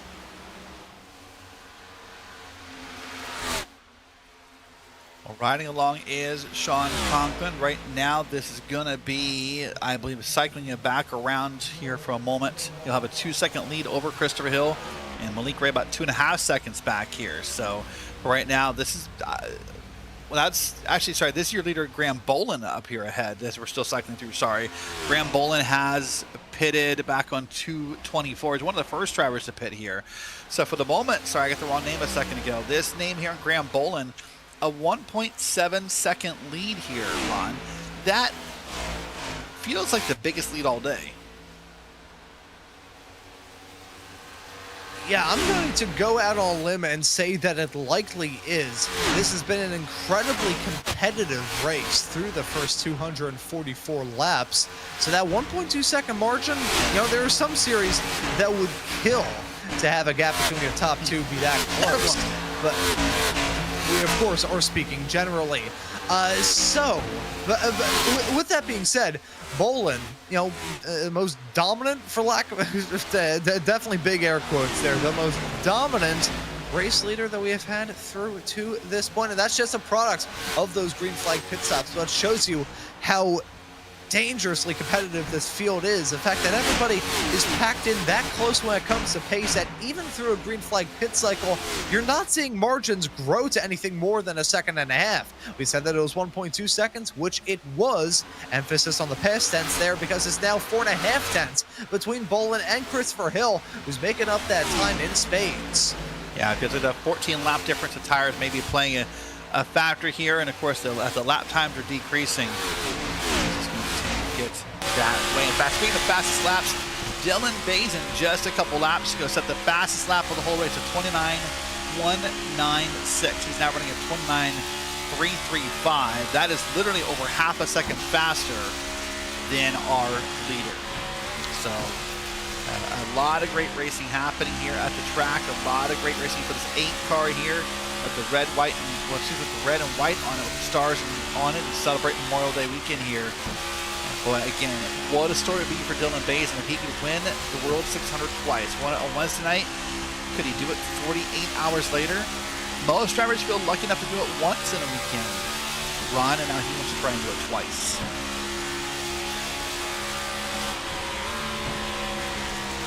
Yeah, what a story it would be for the driver of the number 8, Dylan Basin. Again, I've talked about a lot throughout this broadcast, the kind of driver that he is. I've gotten to cover him in several races before. Here in these next-gen cars, he is a wheelman. He's put it on full display here in this event. Put on full display here in this race. Holding on to 9th, cutting his way through, has one more overtake that he's going to try and get done here on Tyler Lateral as he headed his way down the backstretch. Looks for it around the outside, in through 3 and 4, keeping that momentum rocking and rolling and going from stride to stride here in this number 8 machine. It hasn't been a smooth ride for Dylan Basin. No, it hasn't been a smooth ride for anybody. Has anybody had a perfectly smooth, solid night without any sort of low spots? No, it's a race. It's a 400-lap, 600-mile long race. You're not going to have everything be sunshine, lollipops, and rainbows from the drop of the green flag all the way through to the fall of the checkered. That can get darn close. Martin Truex Jr. did that quite a couple of years ago. But right now, Dylan Basin has been able to put together a solid, steady, and very well-composed drive. He's been keeping his nose clean. That number 8 machine has found himself in a lot of battles, too. So it's not like he's been going through this race completely wrapped in bubble wrap.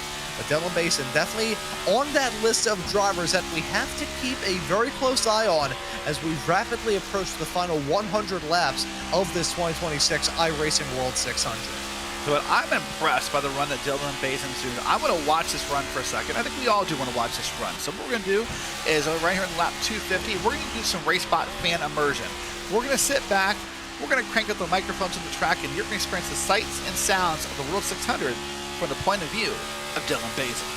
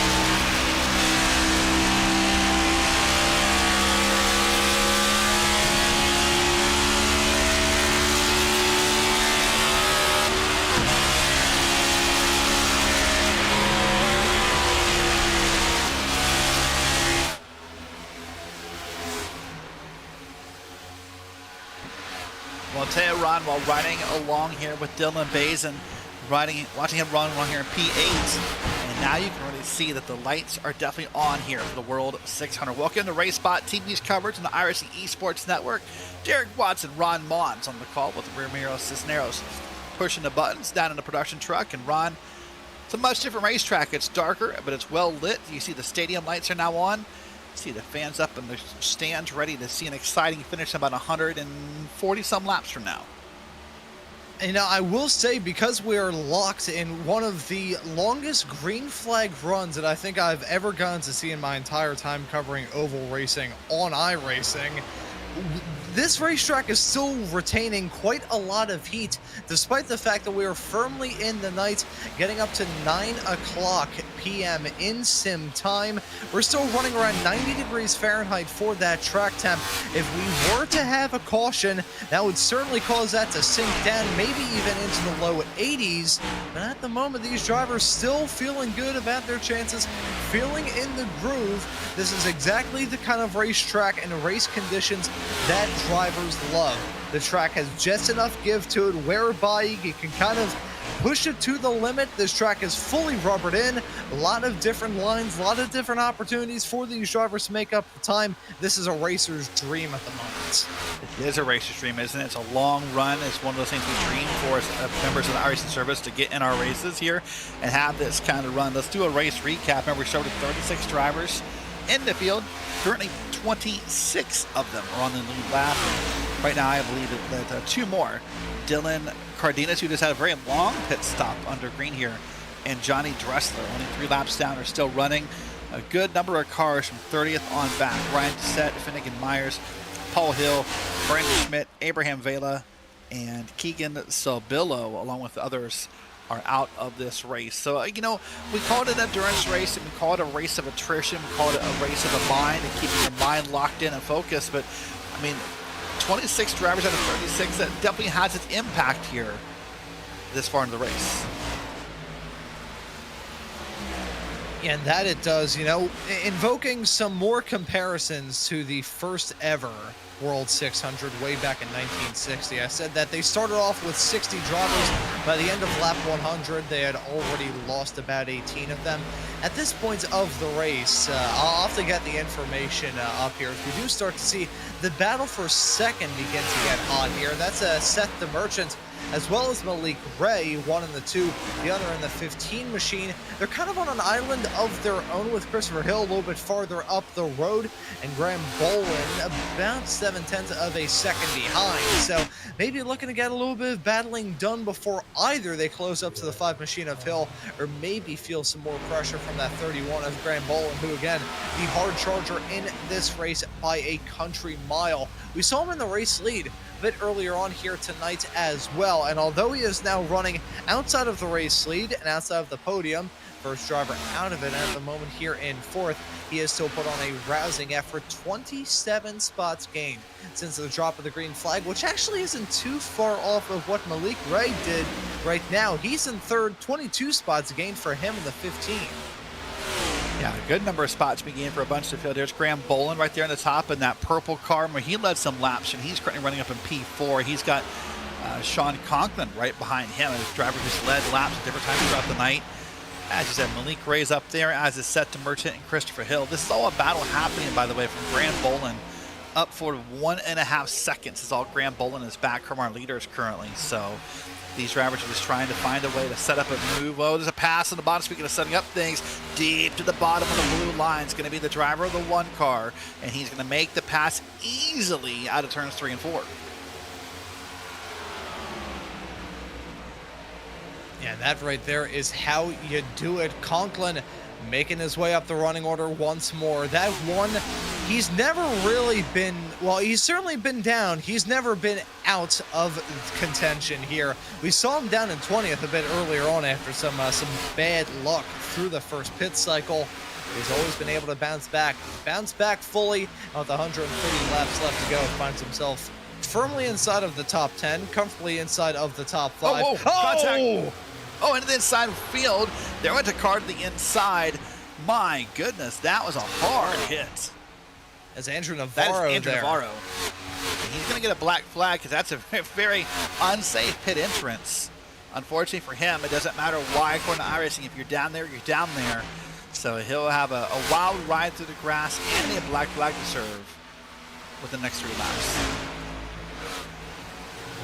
Yeah, it's again the exits of these turns where everybody has to merge into that same piece of real estate. That's where things go awry. There you can see that 8 machine bouncing off the wall. And unfortunately for Andrew Navarro, nothing that he could have done. Look at that, nearly had all 4 up off the deck as he slid his way down through the end. And honestly, a great job getting that car rolled up there. I'm sure he hit one of the walls, either on the first part of before it ends there for pit road, or frankly hitting the pit road wall given a possibility. You get that car rolled up pretty well, and again, this area you see him down pit road. That timer on the right side of your screen indicates he's down pit road here, and now there's going to be a 40-second stop and hold penalty for Andrew Navarro for unsafe pit entry. Meanwhile, here on your screen, got a couple more battles happening here, and more battles up and down the field. It's still down to now a third of a second between our leaders of Christopher Hill and Seth DeMerchant. We'll get back there in a second, hopefully. But right now we are watching different battles across the track.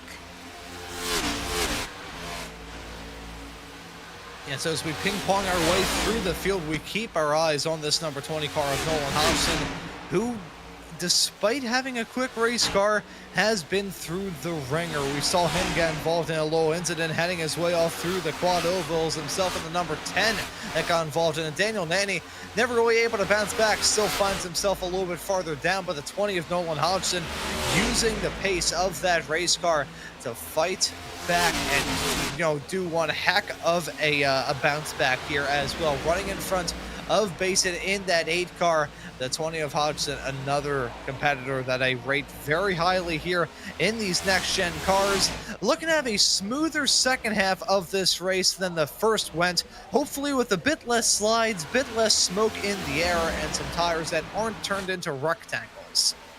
Buddy, apparently Andrew Navarro picked up some damage. That's more than the penalty he's now on pit road for, so we'll try and keep an eye on that. But here is back to that battle on track. See the timer continue to climb now, almost a minute and a half for Andrew Navarro here. But the battle is now going to happen on track here with Hodgson. And great battle side by side here. We're working lap 276 here. Getting close to that 100 to go. We just kind of get to nail things down. It's Hodgson, it's Bazin up here in P8 and P9. The battle up front is still Christopher Hill and Seth DeMerchant. That's still a third of a second.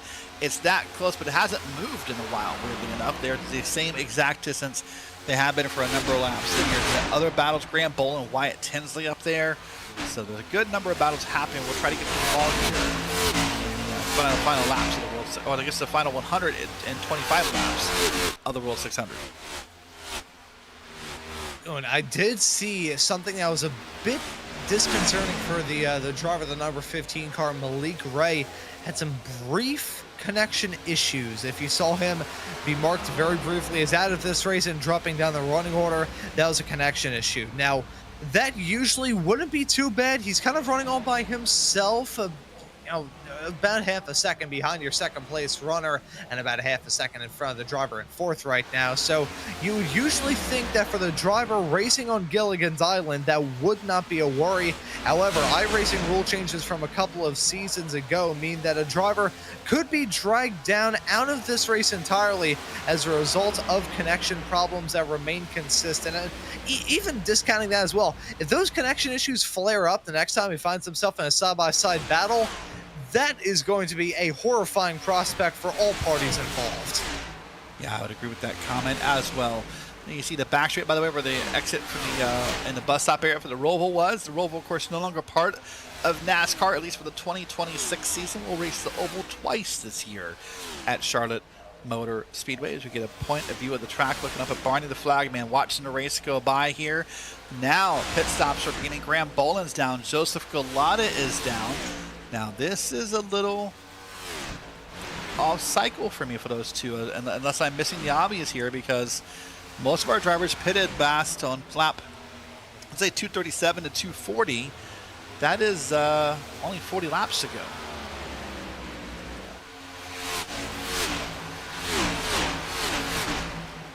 Yeah, so not the longest. And it may just be you want to see if you can set up a different strategy. I don't know. Yeah, I was gonna say not the longest run in this stint, but maybe it's somebody just thinking, okay, I want to just change up the structure of the dominoes a little bit here. Kind of have this as like the sacrificial lamb stint would maybe be the best way to sum it up. Say, okay, let's try and run something a little bit different here, so we can get a little bit farther along here in this race and really be set up to peak at the right time. You gotta be there when that pay window opens up towards lap 400. It's great if you lead earlier on, but that is kind of it here. So I'm liking some of these calls. It's always, again, I talked about this before you even grab the green flag. These drivers, you gotta simplify the equation. Yep. Remember, Bolin did pit about 15 laps sooner than the rest of the field. So, I mean, they definitely are off cycle. So when I say it's off cycle, I know it's on his own. I'm saying off cycle compared to leaders. And now we start to burn the math. We start to burn up the spreadsheets, wondering, the numbers and the hows and the wheres and the who's, right? Because you wonder if it's one stop, if it's two stops, if they need more than that, who needs a splash and go at the end, or who will benefit from a caution. All those are questions we're hoping to answer in the next 100 and roughly 20 laps if we can keep this race green as we have for a while now. There's a pass on the lapped car of Maggie McGuire, the pink car, the Massachusetts native, pardon me. Got my city and my state mixed up there. That's the 15 car making the very powerful pass on by.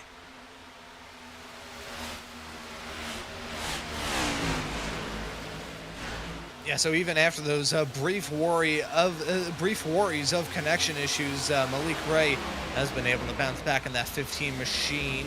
Now in third as Wyatt Tinsley down pit lane in the 4 car comes in from the top 10, going to fall out of it almost immediately as he trundles his way down pit lane to get to his pit box, and a black flag there in pit lane as well, his second of the night. Wow. That is not even rubbing salt into the wounds. That's basically shooting a corpse.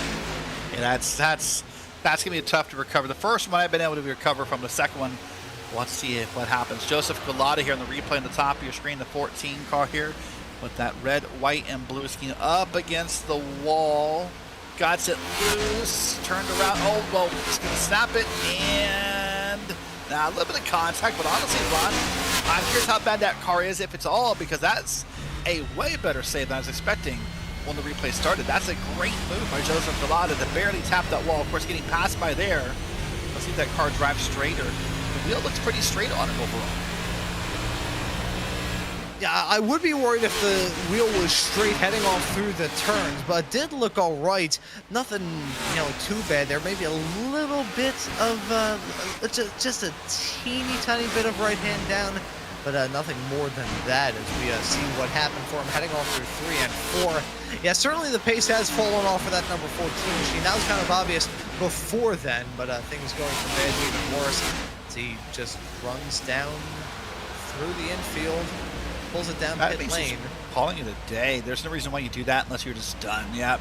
Yeah. You see the car disappear, and he's just going to call it a night. And for Joseph Galata, that hit was just one hit too many up into the wall here at Charlotte Motor Speedway for the World 600. Here's the battle for P5 on track. These guys have been battling for a while, moving up the field or down the field, depending on which way where the race is. But it's Bazin, it's Hodgson, P5 and P6 on the track, about a little less than 0.2 of a second separating here as they're up on the track. Meanwhile, Christopher Hill still holds that lead up front, half a second over Seth DeMerchant. I mean, if you look at the lap times, like lap by lap for Hill and DeMerchant, Ron, they're basically kind of trading it back and forth. One lap it's DeMerchant by a 10th. One lap it's Hill by a 10th. That's kind of what's happening here as well for Bazin and Hodgson. This feels like one of these guys cannot quite get the advantage over the other. It has just been a consistent struggle for them. Not a struggle in the normal sense. They're holding on to spots in the top 5. I'm not sure what noise my chair just made there. I know for a fact that probably got picked up on the microphone. So if I hit the deck, you'll know exactly what happened. But those two, they have just been constantly battling, and that kind of wears on you as you go throughout this race. It's a difference of spending 4 hours just quietly sitting by yourself, listening to your music of choice, doing whatever activity, reading a book, doing a word search, whatever it may be. It's a difference between that versus 4 hours in a very busy public setting. That is a stressful evening. That is a high cortisol evening for those drivers. So gotta wonder exactly how they're feeling as we enter the final 100 laps of this race after we're done with the next 9. Ooh, Evan Say on the bottom of your screen barely squeezed by Octavio there. I think he may have either gotten close to or it did in fact maybe tap the wall there to make that pass happen for that iFly machine, the number 23 here, the black car with the paint popping off here at Charlotte Motor Speedway. And we're now working on lap 292 here, getting closer and closer to the end. Just, in fact, we're well under 3 hours of racing, and 2 hours and 40 minutes since the green flag fell here. Racing up front right now as cars swerving back and forth throughout some lap traffic here. And this is going to be the 6 and the 17. This Landon Commit, who has not yet led a lap, has been close a couple of times, Ron. And there's Matthew J. O'Brien right behind him. O'Brien was down the field at one point this evening, slowly creeping his way back to the front. He is now only down one spot from where he qualified.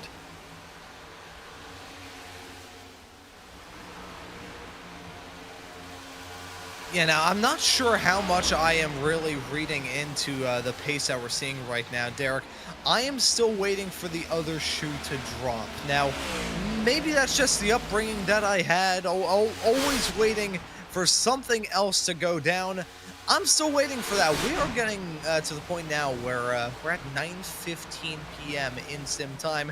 The ambient temperatures have dropped down to about 73 degrees, but the track temperatures have suffered by about 2 degrees. It has really been marginal in terms of what has actually gone down there on the racetrack in terms of changes for these drivers.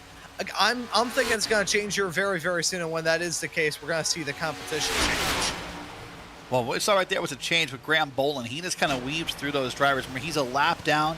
He's in that off-cycle pit strategy. He pitted on lap 279, so that would have been, let's just say roughly 15, 16 laps ago, but obviously way newer tires than his competitors. If you're Graham Boland, what you're really hoping for, though, is that you can get back around here, because Graham Boland is not the lucky dog. That would go to Maggie McGuire.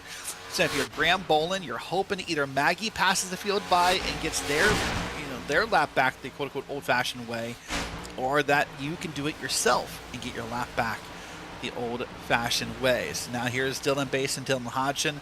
There's Graham Boland pulling away up ahead. I heard a couple calls of pitting on the radio. I did not get who they're going to be, so I guess there it is. It's Jacob Brower who's pitting here, as well as Christopher Hill's going to pit. That's going to come from the lead, and that's the call I thought I heard. I wouldn't want to say it without confirming the name, but Christopher Hill just gave up the lead here on lap 297. And so your reigning broadcasted split winner of the World 600, looking to try and go back-to-back. Number 5 car has been running very strongly here in this event. Expect to see that same level of pace, that same level of thunderous speed, and real military level consistency from that 5 as well. Have we seen him waver in this race? Not really. Pretty solid run overall, I'd say. This will give the lead to Seth DeMerchant, by the way, as the pit cycles begin. And then Malik Ray in that 15 vehicle is going to be up there in P2. That'll put Sean Conklin up in P3. Remember, most of these drivers pitted back in around lap 235 to 240 area.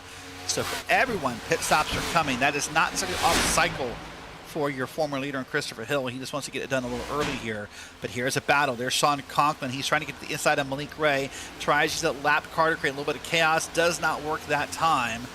But here's the 1 and the 15. They're battling hard for P2 on lap 299.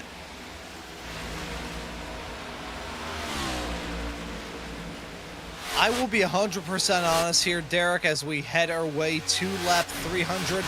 When I saw Seth DeMerchant jump into the race lead, I had a feeling it was going to be temporary.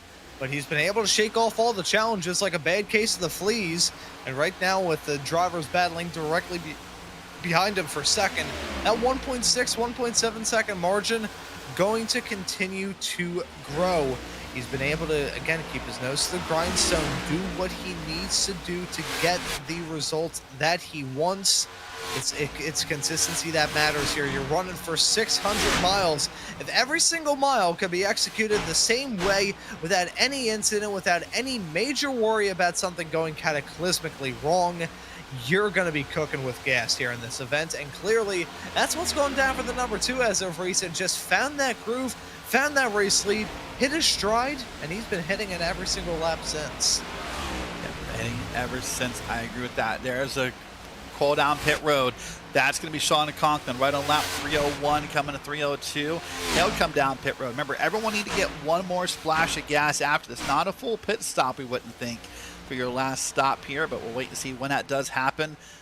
And I guess you used the old Ron Mon's math theory from earlier. We're, what, 12/16ths of a pizza through the race. Yeah, so how about that? We've had a lot of pizza so far here in this race, and now we've got your top 2 coming down pit lane. Make that another. That's Nolan Hodgson following Seth DeMerchant and Malik Ray down pit lane. This will give the race lead to Dylan Basin in the 8th. It'll give second to JR Borbarema. So that is another fascinating set of stops. Let's see how it works out for the 2 of DeMerchant. What sort of lap and what sort of pit lane time does he have in that machine? What sort of time does Malik Ray have? It was 15.4 seconds stopped in the pit stall for Ray. It's 14.6 down in the pit stall for DeMerchant. And let's see right now what Nolan Hodgson may have up his sleeve. Up off the jacks, he's going to go, running a little bit slow at 15.4. Wow. That's going to be a lot. You use the old analogy about how long you can compare, pit road to on-track time, and in this case, maybe like a 1-to-2 ratio. So I'm curious how that's going to work out for Nolan Hodgson. Bo Barema's now down pit road, and from originally from P2, he's now falling down the grid here.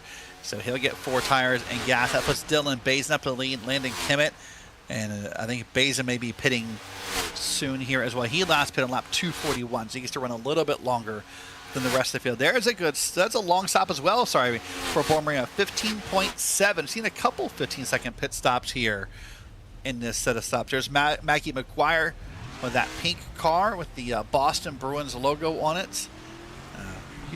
How many pit boxes do you want to use if you're Maggie McGuire? I guess all the above was the answer to that question.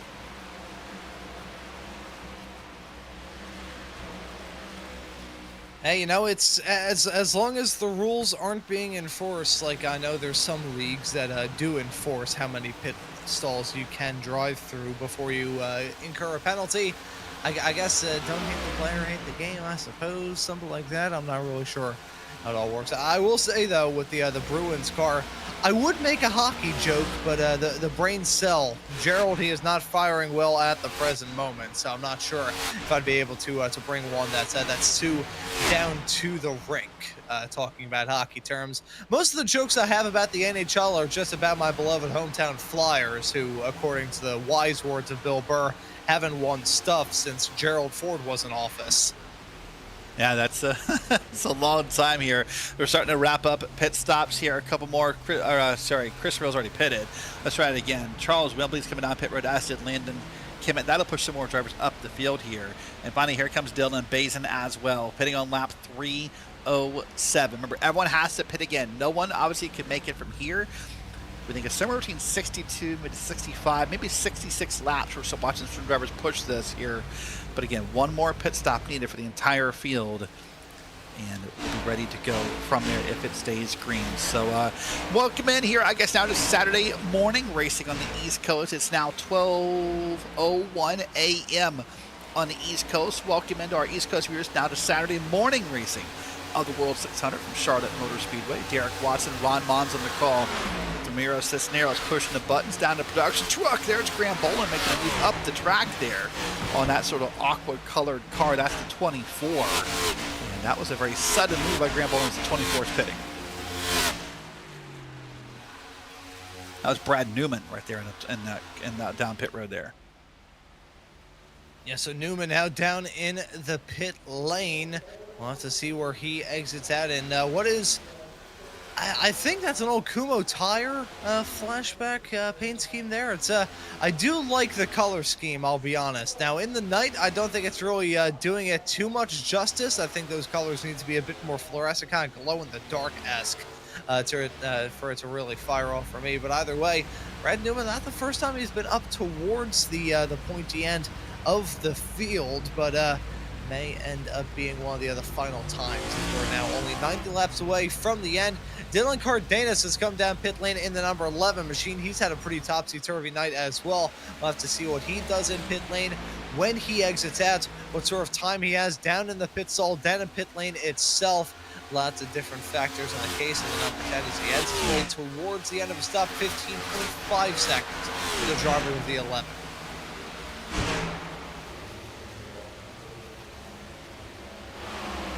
Evans back on track here, and that should cycle us back around. I think almost all pit stops are done here. Christopher Hill's up front. Remember, Graham Boland, he's up in P2 about 3 seconds back. Now, Graham Boland's story here is he's going to get past in the bottom. Remember, he pitted early. He pitted back on lap 279. So he's about, say, 25 to 30 laps behind on tires. So he's going to have a hard time keeping up. But even if you add, let's say, 62 laps to where Graham Boland pitted, he's still good on the one stop.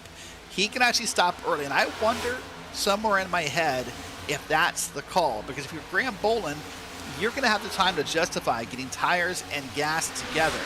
If you're some of these drivers who pitted late, maybe like a Dylan Bazin, you're going to pit again 307 plus 60. You're going to pit right around lap 370. You're not going to have time for a full tank of gas. It would be hard to justify 4 tires on that last stop, or you're going to sit there forever, quote unquote, doing nothing. I mean, waiting for those tires to go on. So I kind of wonder how that's going to work out. But we're going to find out as this race comes to a close. Working lap 313. We're going to step aside for just a moment. We'll be back for the World 600 finale here on iRacing Esports Network via Racespot TV. Experience the world's most legendary racing events with iRacing. iRacing special events allow any member to compete in full-length multiplayer races based on some of the biggest events in motorsports all year round. Compete in virtual endurance races, such as the Daytona 24, Spa 24, and the Nürburgring 24 Hours. Take on some of the toughest races on the NASCAR schedule, such as the Daytona 500. We have events from disciplines all across the racing world, from the Indianapolis 500 to the Chili Bowl, from the Bathurst 1000 to the Crandon Championship. Our endurance special events utilize iRacing's team feature, where members can sign up and race together on their own team, swapping drivers throughout the race. Other events utilize iRacing Super Sessions, where you're not only racing against those on track, but against every driver taking part. And as every race progresses, watch and feel the track change with progressive time of day, dynamic weather and rain, and dynamic track debris and surface changes. Take on your favorite discipline or try a brand new racing challenge with our biggest races of the year, the iRacing Special Events. Learn more at iracing.com/special-events.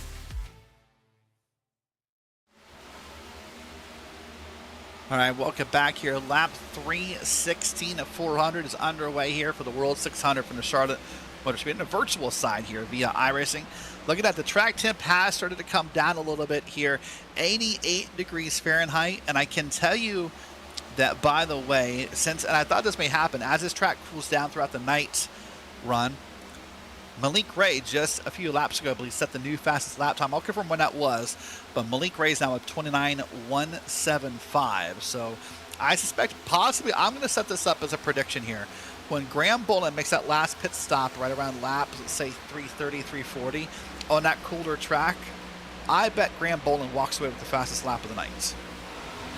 You know, that is a very fair bet to make. That 31 car, he's been one of the quickest all throughout the night. We've talked about the massive charge that he put on towards the start.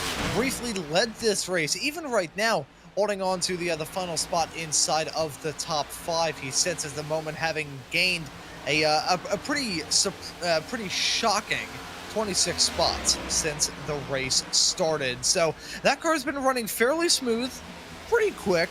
But once the track is starting to cool down, getting into an even better window. You know, we were already in the Goldilocks zone to start off this race, kind of like 95 degrees for the track temperature, which is a bit on the higher end. I'll be fully honest. That's when the track starts to get a little bit greasy, a little bit slidey. The tires start to melt. Now, though, as we go farther along, it's kind of peter-pottered back and forth. Now, though, we're fully settled in.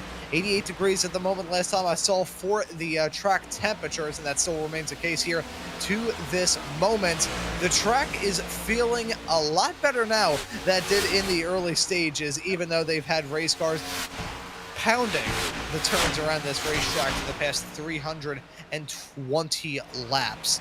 This is still probably the happy hour in terms of setting good lap times, drivers feeling comfortable behind the wheel of their race car, and having a boatload of fun along with it.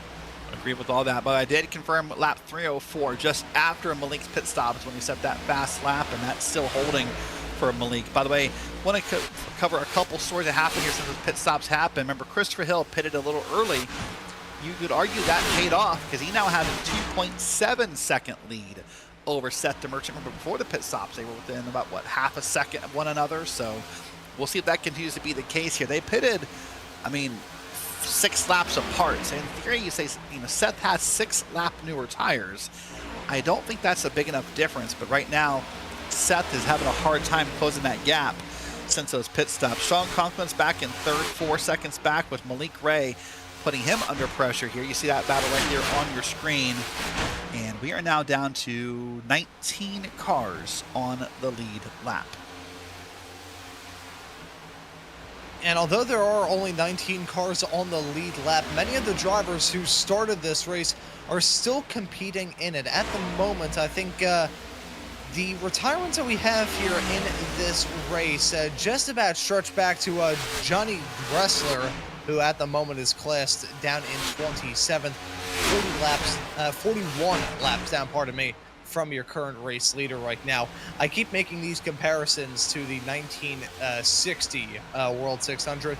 By the time that race had entered the final 100 laps, after 60 drivers took the green flag in that event, only 24 were left. So this race has certainly shown that you can never say never in terms of retirements. We only had about 2 or 3 in the early stages, but things have definitely fallen off the rails for some competitors. However, things have come a long way in the motorsports world since the inaugural running of this race, way back when. A race that, when it was all said and done, was won by a driver that people probably don't even remember by the name of Joe Lee Jackson. I mean, how do you not? I mean, it's Joe Lee Jackson. No, Yeah, all kidding aside, you know, I was looking this race up earlier as well, to kind of independently, and you know, using the world's most trusted source of Wikipedia. The thing that stood out to me about that race, total race time, 5 hours, 34 minutes of race time in that race. That for a long time, that race got shorter and shorter year by year for the first 5 or 6 years of the running, but 5 hours and 34 minutes of race time.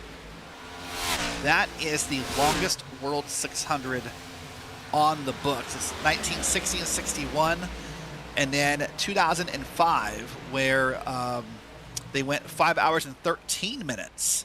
So, but yeah, 5 hours and 34 minutes of racing in the inaugural World 600. By the way, 2022, and Denny Hamlin won it 5 hours and 13 minutes as well. So, but that was also extended laps. They went 619 miles that night. Whenever the day arrives, and I do hope the day does come, whenever that may be, only time will tell. But when the day arrives that we no longer have overtime in NASCAR in real life, we're going to look back on some of these, you know, crown jewel marquee races, the Daytona 500, the World 600, Brickyard. Brickyard 400, the Firecracker 400. We're going to see these races be run to over their scheduled distance, and we're just going to be gobsmacked. As somebody who knows, frankly, a disgusting amount of history around the Indy 500, everybody used to, poke fun about Jacques Villeneuve, who won the final Indy 500 before the kart IRL split of the mid-90s through into the 2000s. Won it in 1995 after getting a 2-lap penalty. People have called that race the Indy 505 afterwards. I know how much of a stink there was made when Joseph Newgarden got his first win at the Indy 500 in 2023 off the back of like 2 or 3 red flags in the final 30-ish laps of that race, maybe even a little bit less. If they put that race into overtime territory, I'm pretty sure Roger Penske would explode. Yeah, that sounds about right. Watching the battle on screen, Malik Gray here is up in P3 with Sean Conklin behind him. Seth DeMerchant, by the way, is losing ground on Christopher Hill. He's now down to 3 seconds back, and it just, oh boy, a little bit of wall tapper from Malik. Not major, but just a little bit of a bump there. But it makes me wonder that maybe whatever setup Seth has in that car, Ron, this wasn't set up for nighttime. Let's say nighttime is the right time for racing. Well, apparently if you're Seth DeMerchant, that has not proven to be true.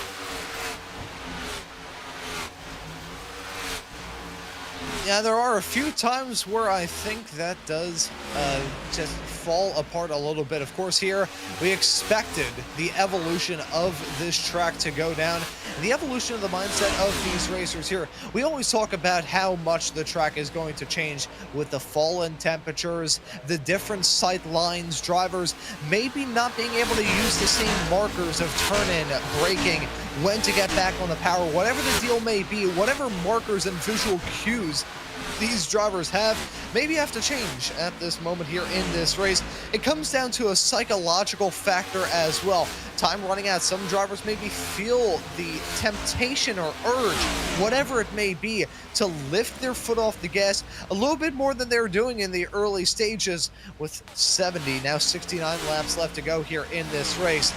Nice.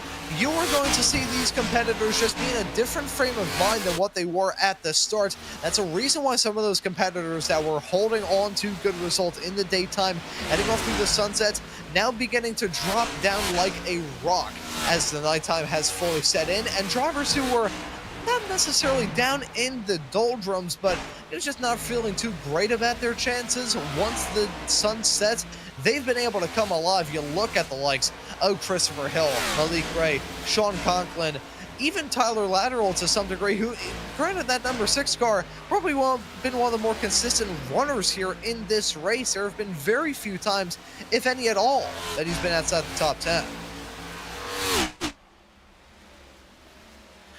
I want to give credit to the YouTube chat. They asked a question that was really valid, and hopefully we can get an onboard shot with Seth DeMerchant in a second here, Ron. I wonder, is Seth losing time because he's saving fuel? And I wonder why. I mean, yes, he can make that last pit stop shorter, and I don't know that it's going to pay off. For Seth to be losing time at the rate he is now 3.5 seconds back, I wonder if he's saving fuel. Maybe if we just missed a wall tap somewhere that we just didn't see, but... or maybe that setup just isn't set up for this car to be as tight as it is under gripping here. We'll see if we can get an onboard shot with Seth DeMerchant in a minute and kind of listen to the car. Hold on a second. Let's listen to stop 3 and 4. So I have 1 and 2. Sorry, I got my track turn around. I'm going to shut up for a second. Listen to 3 and 4 here.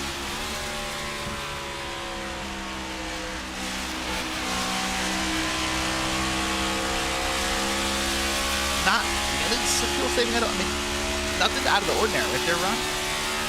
Yeah, I would say it's a little bit to the contrary, because he even downshifted heading off into the turn. You can hear it again there. That's running that engine right up onto the chip. That's right up onto the rev limiter. You'll see exit of turn number 2, heading onto the back straightaway, upshifts into 5th, and here it goes, bang, down into 4th gear. You can see all the lights illuminating there on the digital dash. That's going to spike that RPM up. That is doing the complete opposite of fuel saving right now for the case of the 2 driver.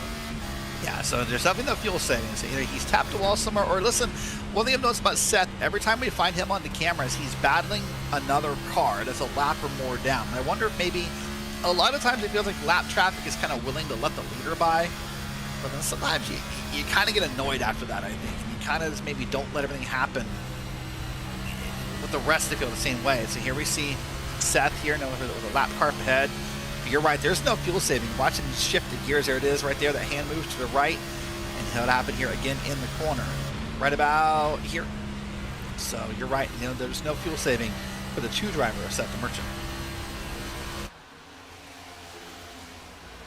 Yeah, so no fuel saving. However, there is something that I can draw from that there. We talked about the 2 starting to struggle. That kind of proves it. Now, the downshifting in these next-gen cars really been a topic of discussion ever since this car was first introduced back in 2022. One of the major changes, obviously, was going from the standard 4-speed transmissions that had been in use for decades over to these 5-speed transaxles that you've really just kind of seen in the likes of, GT cars in, the 90s and 2000s.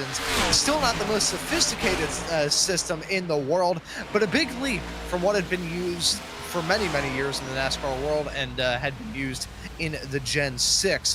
What we're seeing, though, there, downshifting midway through the turn, just trying to get a little bit of rear end rotation, trying to get a bit of bite, trying to turn that car in. You can see every single time we ride on board with him, just trying to convince that front end, trying to convince the car, period, both the front and the back end, to say, okay, look, here's where I want you to go.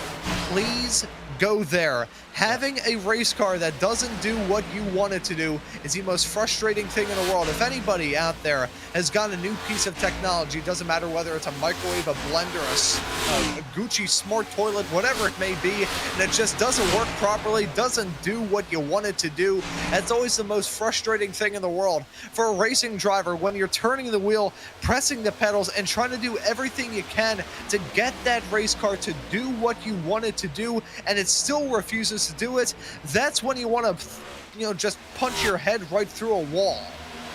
Yeah, well, we'll see if he can work that out. But what I want to see right now, this is Graham Boland just did his likely final pit stop of the day, at least under green flag conditions. He's now carving his way through them. I had this bet with you that I thought after Boland pitted, he would find his way to set the new fastest lap of the race here with now 59 laps to go on the board. Here he comes crossing the line. We'll see this next time by. I think this would be the one he'd have the best shot at. Right, last time he was the fastest driver in the field at the 29.525, but I bet he has a faster lap in him this time. So we're going to briefly look back at the 8 on the board with Bubba Arena, with Landon Kimmy and Matthew O'Brien. But let's also keep an eye on Graham Boland. Remember, he's the first driver to pit here. And again, if we stay green, I suspect he is done pitting for the day.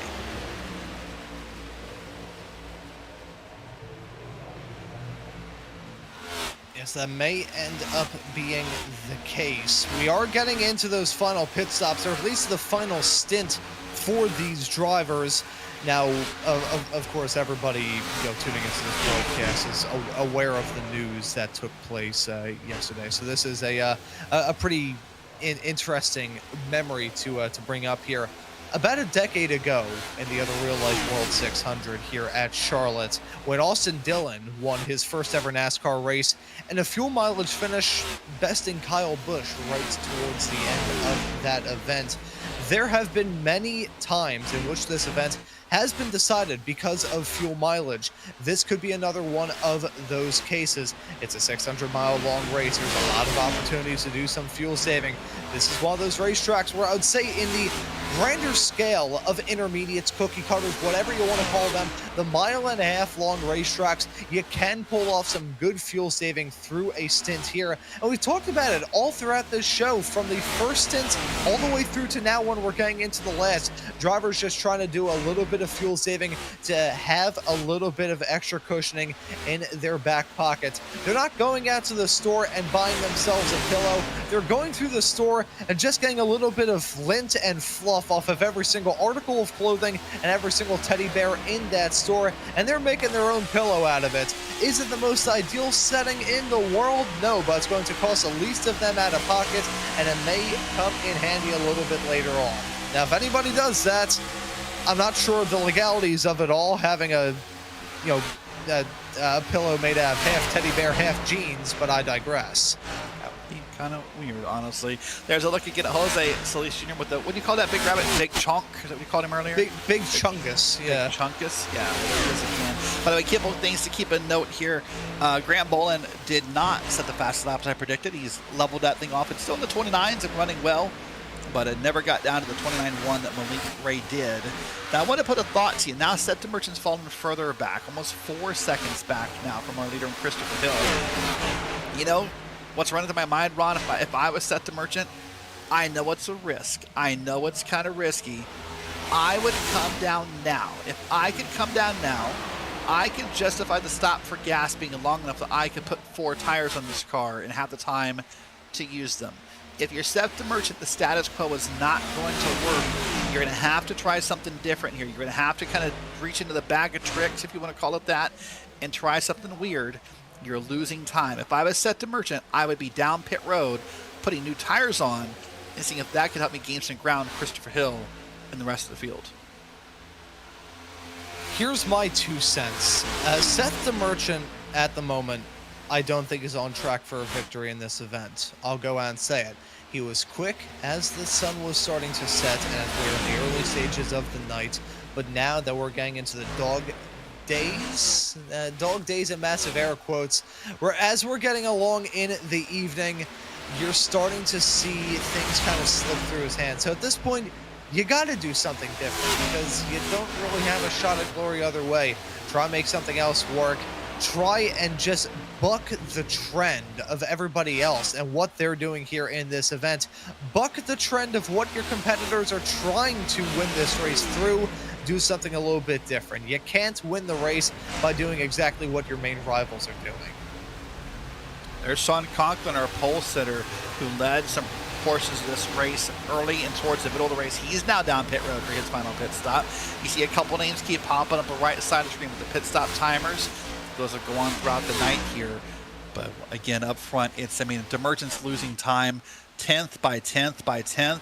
And Malik Ray is now within a second of P2. Malik Ray is only about ready to catch up to Set the Merchant here. So we'll watch that. Jose Solis Jr. with Big Trunkus has brought that car down pit road, and he'll have a pretty good 14.6 second pit stop there.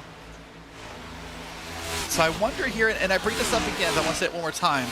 I understand that some of these drivers up front, as we now see, there's Jose Solis leaving pit road. You know, Hill, DeMerchant, Malik Ray, Dylan Bazin, all these guys up front could wait until around, lap 370-ish to pit. But again, it's got to be 2 tires if you do that. I don't think I want to put 2 tires on for 30 laps of this race. I would be willing to come down early and see if I can put 4 tires on. We'll see how it plays out. I may be wrong. That's why we run the races, to see how the strategy plays out here in the World 600.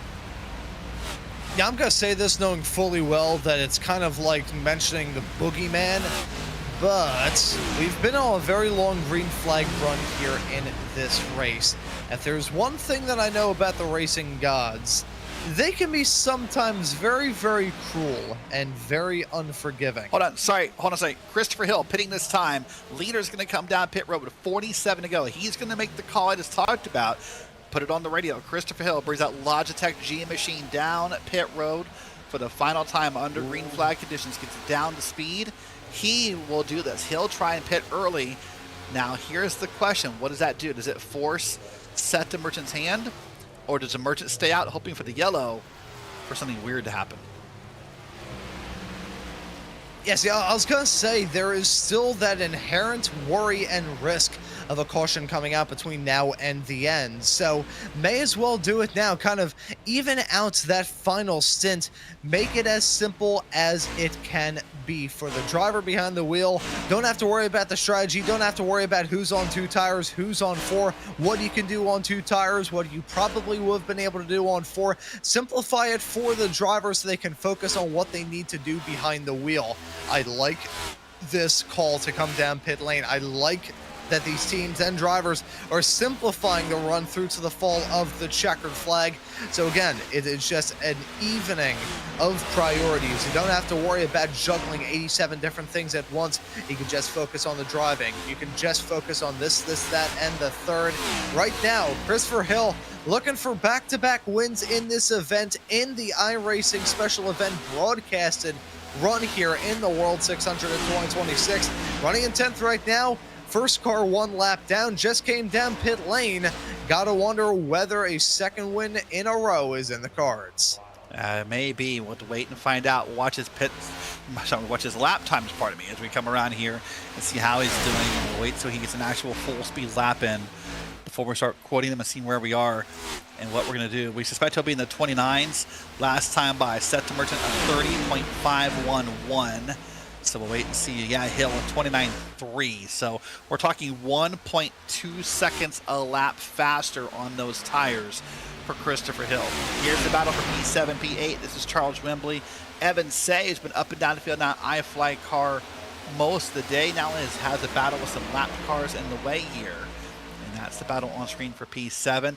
43 laps to go. Here's Maggie McGuire on the bottom. You're going to get passed here by Octavio Rondoletto, and this would not be for position here. Maggie McGuire's 2 laps down. Octavio is only 1.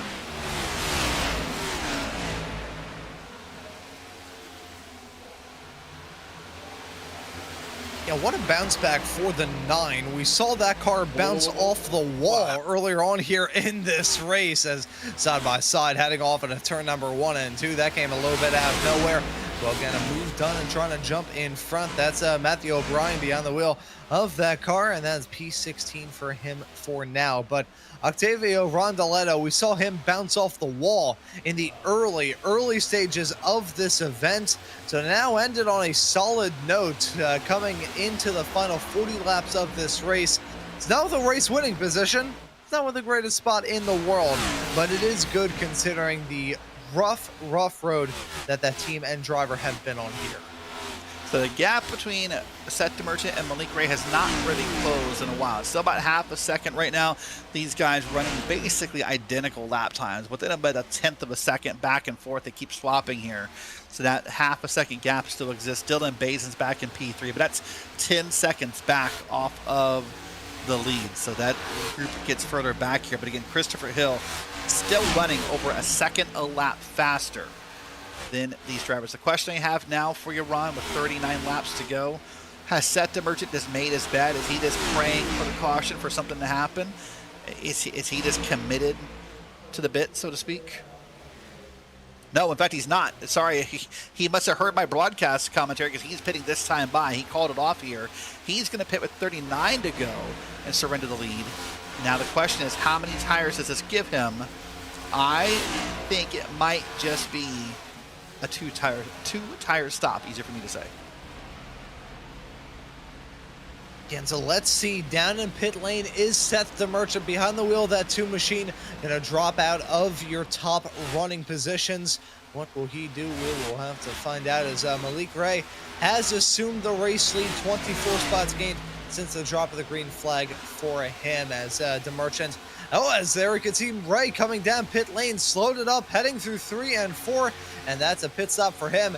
Meanwhile, DeMerchant is out and away, 14.7 seconds in the pit stop. Yeah, that is absolutely 4 tires. As here, 15, bit of a lockup heading into the pit box. I thought it was maybe going to overshoot it. He's up on the jacks now. Let's watch the timer here. Anything over 10 seconds is always going to be a 4 tire stop. And no, Malik Ray moving early. That might be, that I believe was 2 tires. Malik Ray is going to risk it for the biscuit. Or Trisket if he is feeling the low-calorie option. I am intrigued by that call by Ray. Again, drivers who maybe think, okay, look, my shot to win here, bit on the outside looking in. Let me try and do something a little bit different. Put my competition on notice, because you know for a fact that any of the spotters of his competition, they're going to tell their drivers, hey, look, 15 took 2 tires, didn't take 4.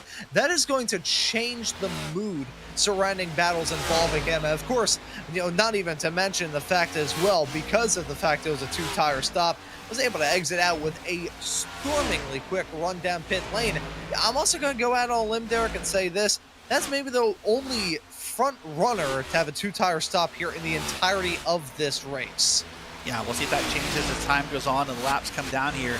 Now 35 to go. You will see a camera showing us pit road here and who's coming down. That's Nolan Hodgson down pit road here, coming down towards his pit stop, towards the front of the field. We'll see what he does here with this pit stop. Currently P7 for the stops. Up top on the screen, that's Christopher Hill, and he has already unlapped himself and is now 15 seconds off of the lead. and is still running almost a second faster than our leaders. And for Hodgson, that was also 2 tires, 12.1 seconds. That's a longer 2-tire stop, but 2 tires nonetheless. We'll see if that has effect here. Some more drivers down pit road, and Christopher Hill now has Dylan Basin, Landon Kimmett up there ahead of him. That's only 2 drivers that need to pit. And after that, Christopher Hill will assume the lead here at Charlotte. What a fascinating way the strategy has evolved here as we have gotten towards the end. Drivers just about as split on their pit lane decisions as a freshly opened case of Neapolitan ice cream. This is really intriguing. You have those drivers on the 2-tire stop call. You have some drivers just trying to make it to the end here in this event. They've already been behind the wheel for hours on end. Right now for your current race leader of Dylan Basin, as he came across the stripe a few moments ago. And again, this is still going to change as we have a little while left to go in this race. Already 3 hours and 19 minutes in the car. So for some of these drivers, they just want to see the end. They don't even care whether they're first or last. They just want to see that checkered flag. Those 2 drivers that came down for 2 tires, though, you know exactly what that is. That is a shot across the bow to say, hey, I am going to try and get this race win. Dylan Basin, though, your race leader right now. What will he do to come down pit lane? What is he going to do to try and win this race? So a long way left to go, but we know the pace has come out of that machine of Basin here tonight. And how fitting would it be to see the number 8 in victory lane? It would be fitting in a way, wouldn't it? Just see that happen. You mentioned we've been in the cars about 3 hours and 20 minutes. Want to hit you with the stat. In real life, at least, the shortest World 600 has happened that went full distance would have happened back in 2012. Martin Truex Jr. was your winner in 2016. 3 hours and 44 minutes and 5 seconds, and then Casey Kane in 2012. 3 hours and 51 minutes. So 3 hours and 44 minutes, the shortest full-length World 600 on the books. There's Evan Say speeding on pit road. That'll put his night to rest of having any shot to win the World 600, as he will now have to come down here and he'll serve that black flag during the pit stop. This will likely be a 40-second stop and hold for the 23 car.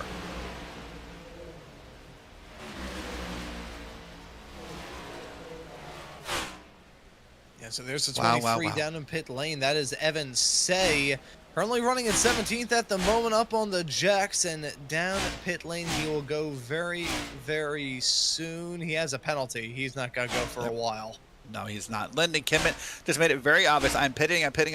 He called on the radio. He must have been nervous about someone not seeing him. And Dylan Basin's also pitted. So now the cycle is complete, and Christopher Hill assumes the lead with about 29 laps to go.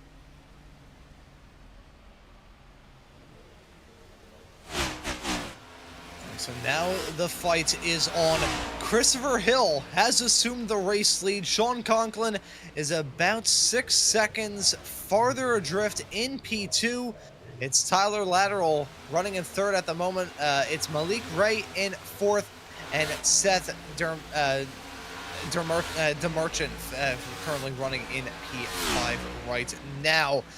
Gotta say here, at the moment, Derek, it's really hard to bet against the 5, ain't it? Yeah, it's a much different race than last year. Last year we were all kind of had a couple of late moments that really got this thing exciting, and right, this feels like more of the World 600 from 2 years ago when we watched Garrett Maines walk away and possibly just win the race from what I recall by seconds over the field. Right now it does appear to be Christopher Hill's race to throw away. Malik Ray 6 seconds back. He's under attack from Sean Conklin. And these two, that question is, do they just start racing for P2? Or do they try to stay in line to find a little iota of speed to help them close that gap? Not that I think they'll close it. I'm just curious if they try it out or what they want to do here. Evan say that's a long stop, guys. I think he may have just given up and just said, hey, a 2 minute stop is more than what the penalty would have been here. So Malik Ray, Sean Conklin, the battle on the track right now. 26, almost 25 laps to go. Again, unless something happens on the track, this appears to be Christopher Hill's race to walk away with. Yeah, Someone in chat asked if we can get Larry Mack to give us the trend. I don't have a Larry Mack voice, nor do I know the trend, so I'm gonna pass. I don't like I was gonna say that I can do a pretty reliable country accent, which is odd considering I've spent my entire life living in the city of Philadelphia. But I am not going to break that out here on this show because I'll do it on broadcasts that are viewed by a handful of people, different time slots. Here though. I do not want to embarrass myself in front of a crowd of it. That would basically be like me standing up in front of the crowd and literally just giving myself a wedgie. That's awkward. All right, there was a couple more pit stops down pit road. That was Newman down pit road, a full pit stop, 4 tire. Oh boy, that car wiggled off of pit road, and that was almost the moment people were waiting for, but nope, he got it gathered up there. That's Brad Newman, the Australian. Whew, that was a very tense moment. I'm sure Christopher Hill could feel it happening. He didn't know it was happening. It was like the Force in Star Wars. He just kind of felt a disturbance in the presence right there for a moment. I had that once happen to me as I headed my way through the lumber department of a Home Depot. You felt a disturbance in the laps left to go. Force? Yeah, it was just something felt off. So I walked away. Fair enough. I don't have a response to that. So we'll watch Christopher Hill here. He's going to just have to hope for his next 22 laps that everyone behaves, that lap traffic behaves okay, and that nothing surprising happens. Right now, a 5-second lead. That gap has closed a little bit from Malik Ray. Malik is running about almost identical times. Let's say a 1/10 of a second faster per lap here. But with 21 to go, that'd be 2.1 seconds. He's 5.6 back. That is, even at commentator math, that's not enough.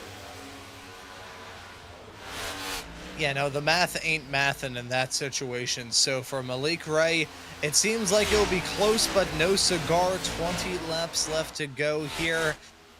It was certainly a valiant effort, and it's still not over, but it's certainly looking like that win is starting to slip from his grasp and get a little bit firmer in the grasp of Christopher Hill.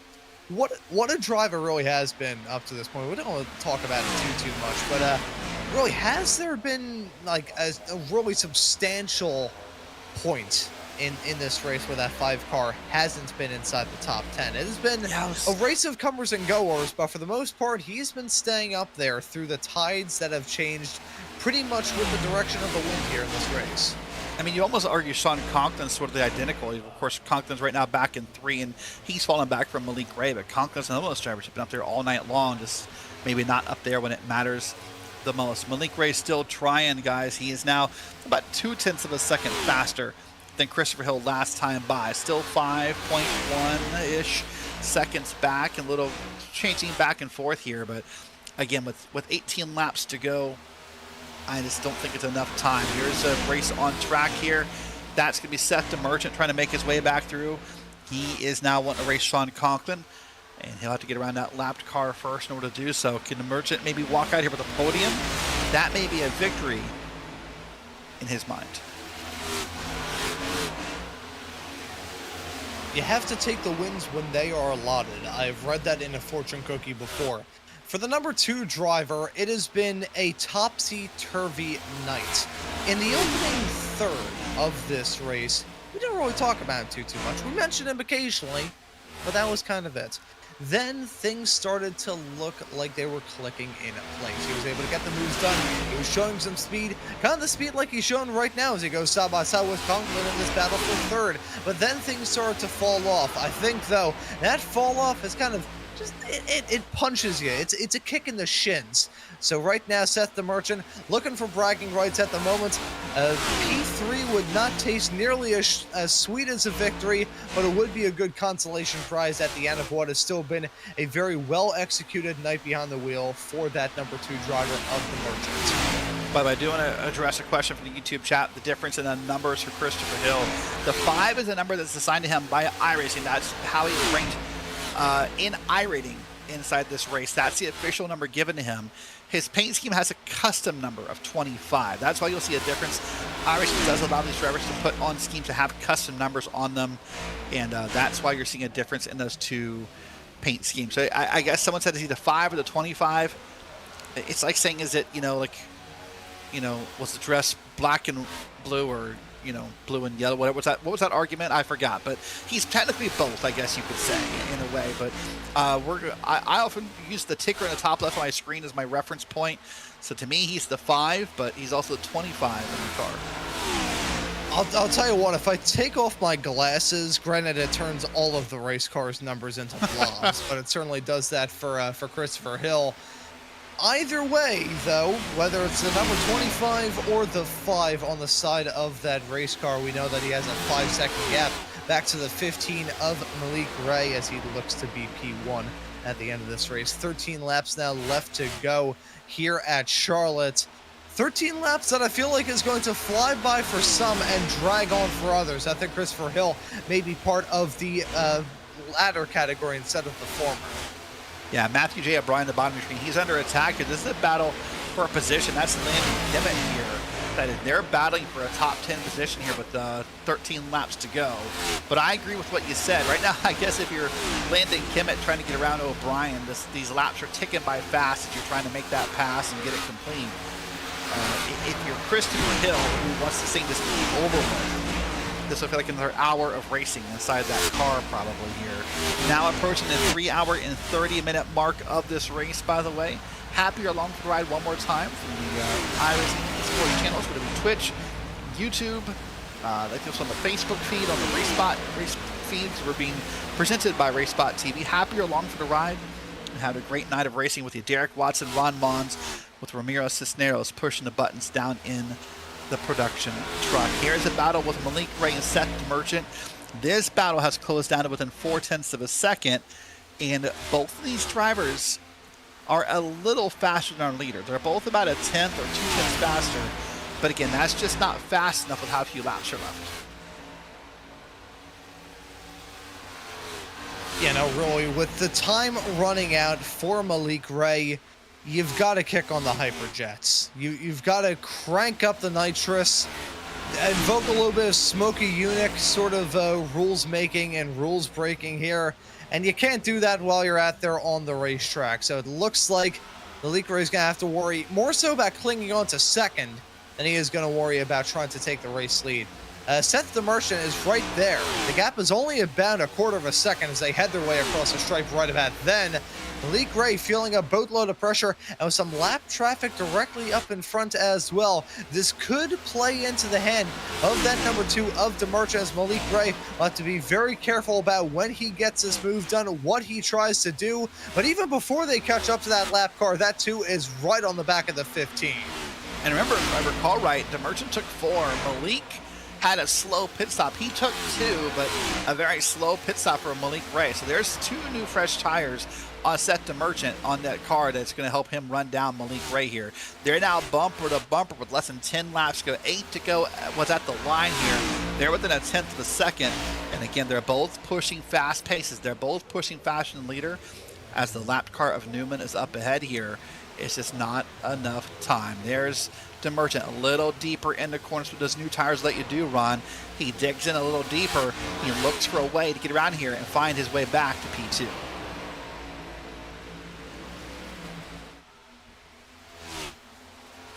And so now 7 laps left to go, and for the number 2 of Seth the Merchant, time and opportunities starting to run a little bit thin on the ground. When is he going to try and get this move done?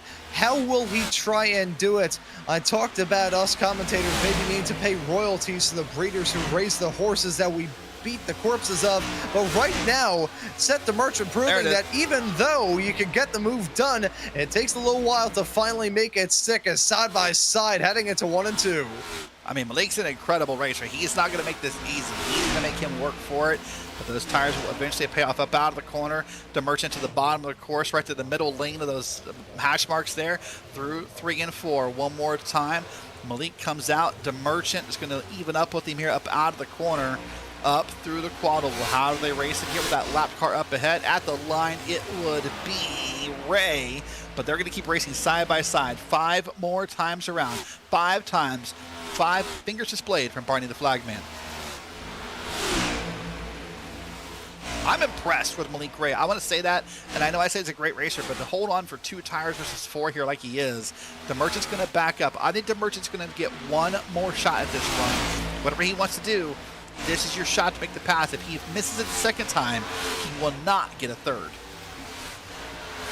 Yeah, no, I think he'll have to slip back into the slipstream, try and rethink it over, just say, okay, let's try and run a different strategy. Oh, but he scrapes a wall heading through turn number 1 and 2, and that gap begins to grow. That may have been the final nail in the coffin for Seth the Merchant trying to finish this race in second. It looks like Malik Ray may be able to hold on. It will be a half a second margin as we get into the final handful of laps. Keep in mind, up ahead, 5 seconds up from this battle is Christopher Hill and that Logitech G-Machine.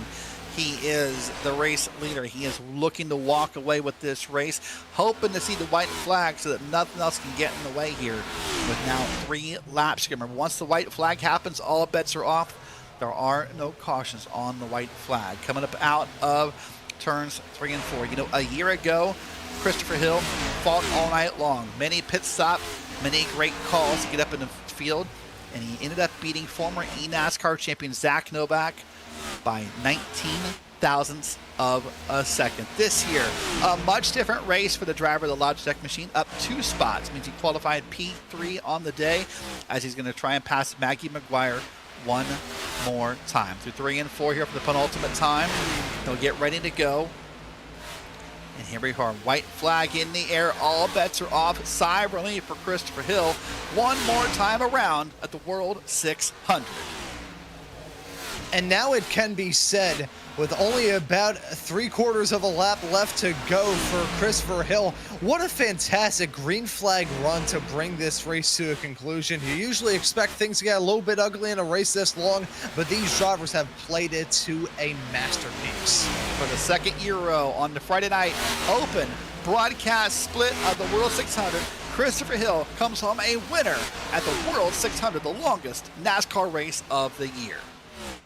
What an incredible battle. What a great job for Christopher Hill to battle back with the strategy calls. Malik Ray will come in second, by the way, over about half a second over Seth the Merchant, and the rest of the field will come by on through. What a great night of racing run.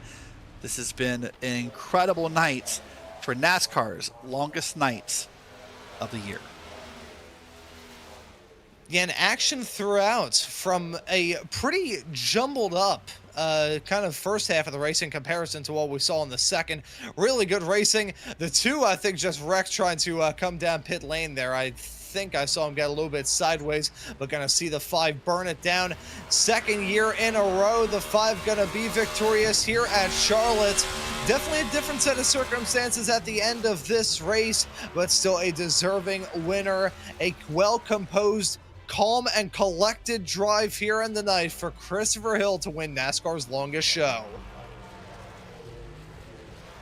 Incredible run overall. We'll wait for the official time in a little bit. Here we do our unofficial results. But Christopher Hill in that 5-car finish, the 25 on screen, is your winner tonight at Charlotte.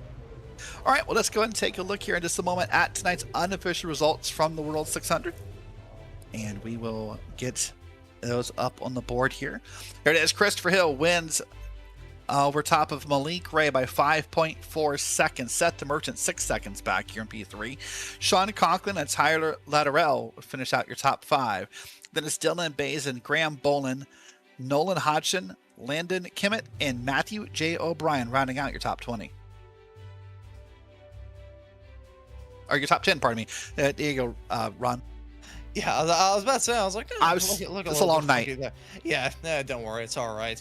I've been speaking in tongues for the past half hour. Jose Solis Jr. will end up in 11th. J.R. Borbanama will finish in P12. Octavio Rondaletto will be in lucky spot P13. Daniel Nani will be in 14th place.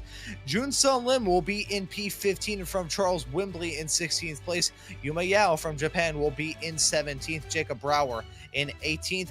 Matt Press will end up this race in P19. Thomas Darays will round out your top 20. There's the top 20. Now let's come back to 21st. Maggie McGuire 2 laps down with Brandon behind in 22nd. Then it's Dylan Cardenas, Evan Say, and Gabriel Pellegrino back through P25. Then Wyatt Tinsley, Johnny Dresser, Joseph Collada, Andrew Navarro, and Paul Hill start the list of cars that did not finish this race. Yeah, and then continuing on, Brandon Schmidt in 31st, Ryan Duchette in 32nd, Ricky Heinen in 33rd, Finnegan Myers in 34th place, Gigan Sobillo in 35th, and Abraham Avella in P36. The first driver to fall out of this race after an incident that brought out the first yellow flag. 400 laps, 600 miles, and a deserving two-time winner. Well, speaking of the winner, we'll give him a second, see if we can get a hold of him and get his comments on this race tonight. See if we can get him up in the iRacing Esports Network Discord server and get him moving here. But again, as you said, what a great night of racing. Just a little over 3.5 hours. I believe it's going to be the official time of the race here when all is said and done, Ron. And it's been just an incredible, incredible night. Yeah, and that it truly has. We talked about the amazing racing action. We got to see the amazing racing action.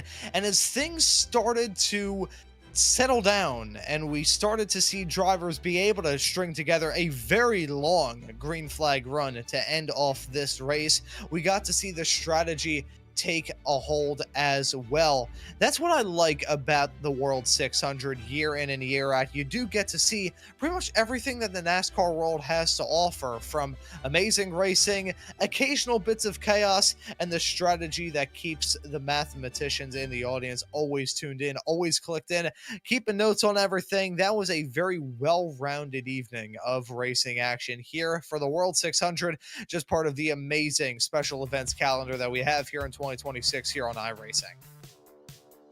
All right, well, it does not look like Christopher Hill is available for comment, so we're going to say congrats to him on the race tonight and the win this evening, and we'll look ahead to what's next on the calendar for the special events run next weekend. Well, that's 7 days from now, 8 days from now, the 4 hours of Thruxton. It's the TCR's time to shine on iRacing. It'll be here live on Racespot May 30th and on iRacing Esports Network May 30th at 8:30 p.m. Eastern Time, here live for you to view. That's going to wrap it up with us. For Ramiro Cisneros, our producer, for my co-commentator Ron Mons, I'm Derek Watson, saying congrats to Christopher Hill and have a great weekend of racing and happy Memorial Day.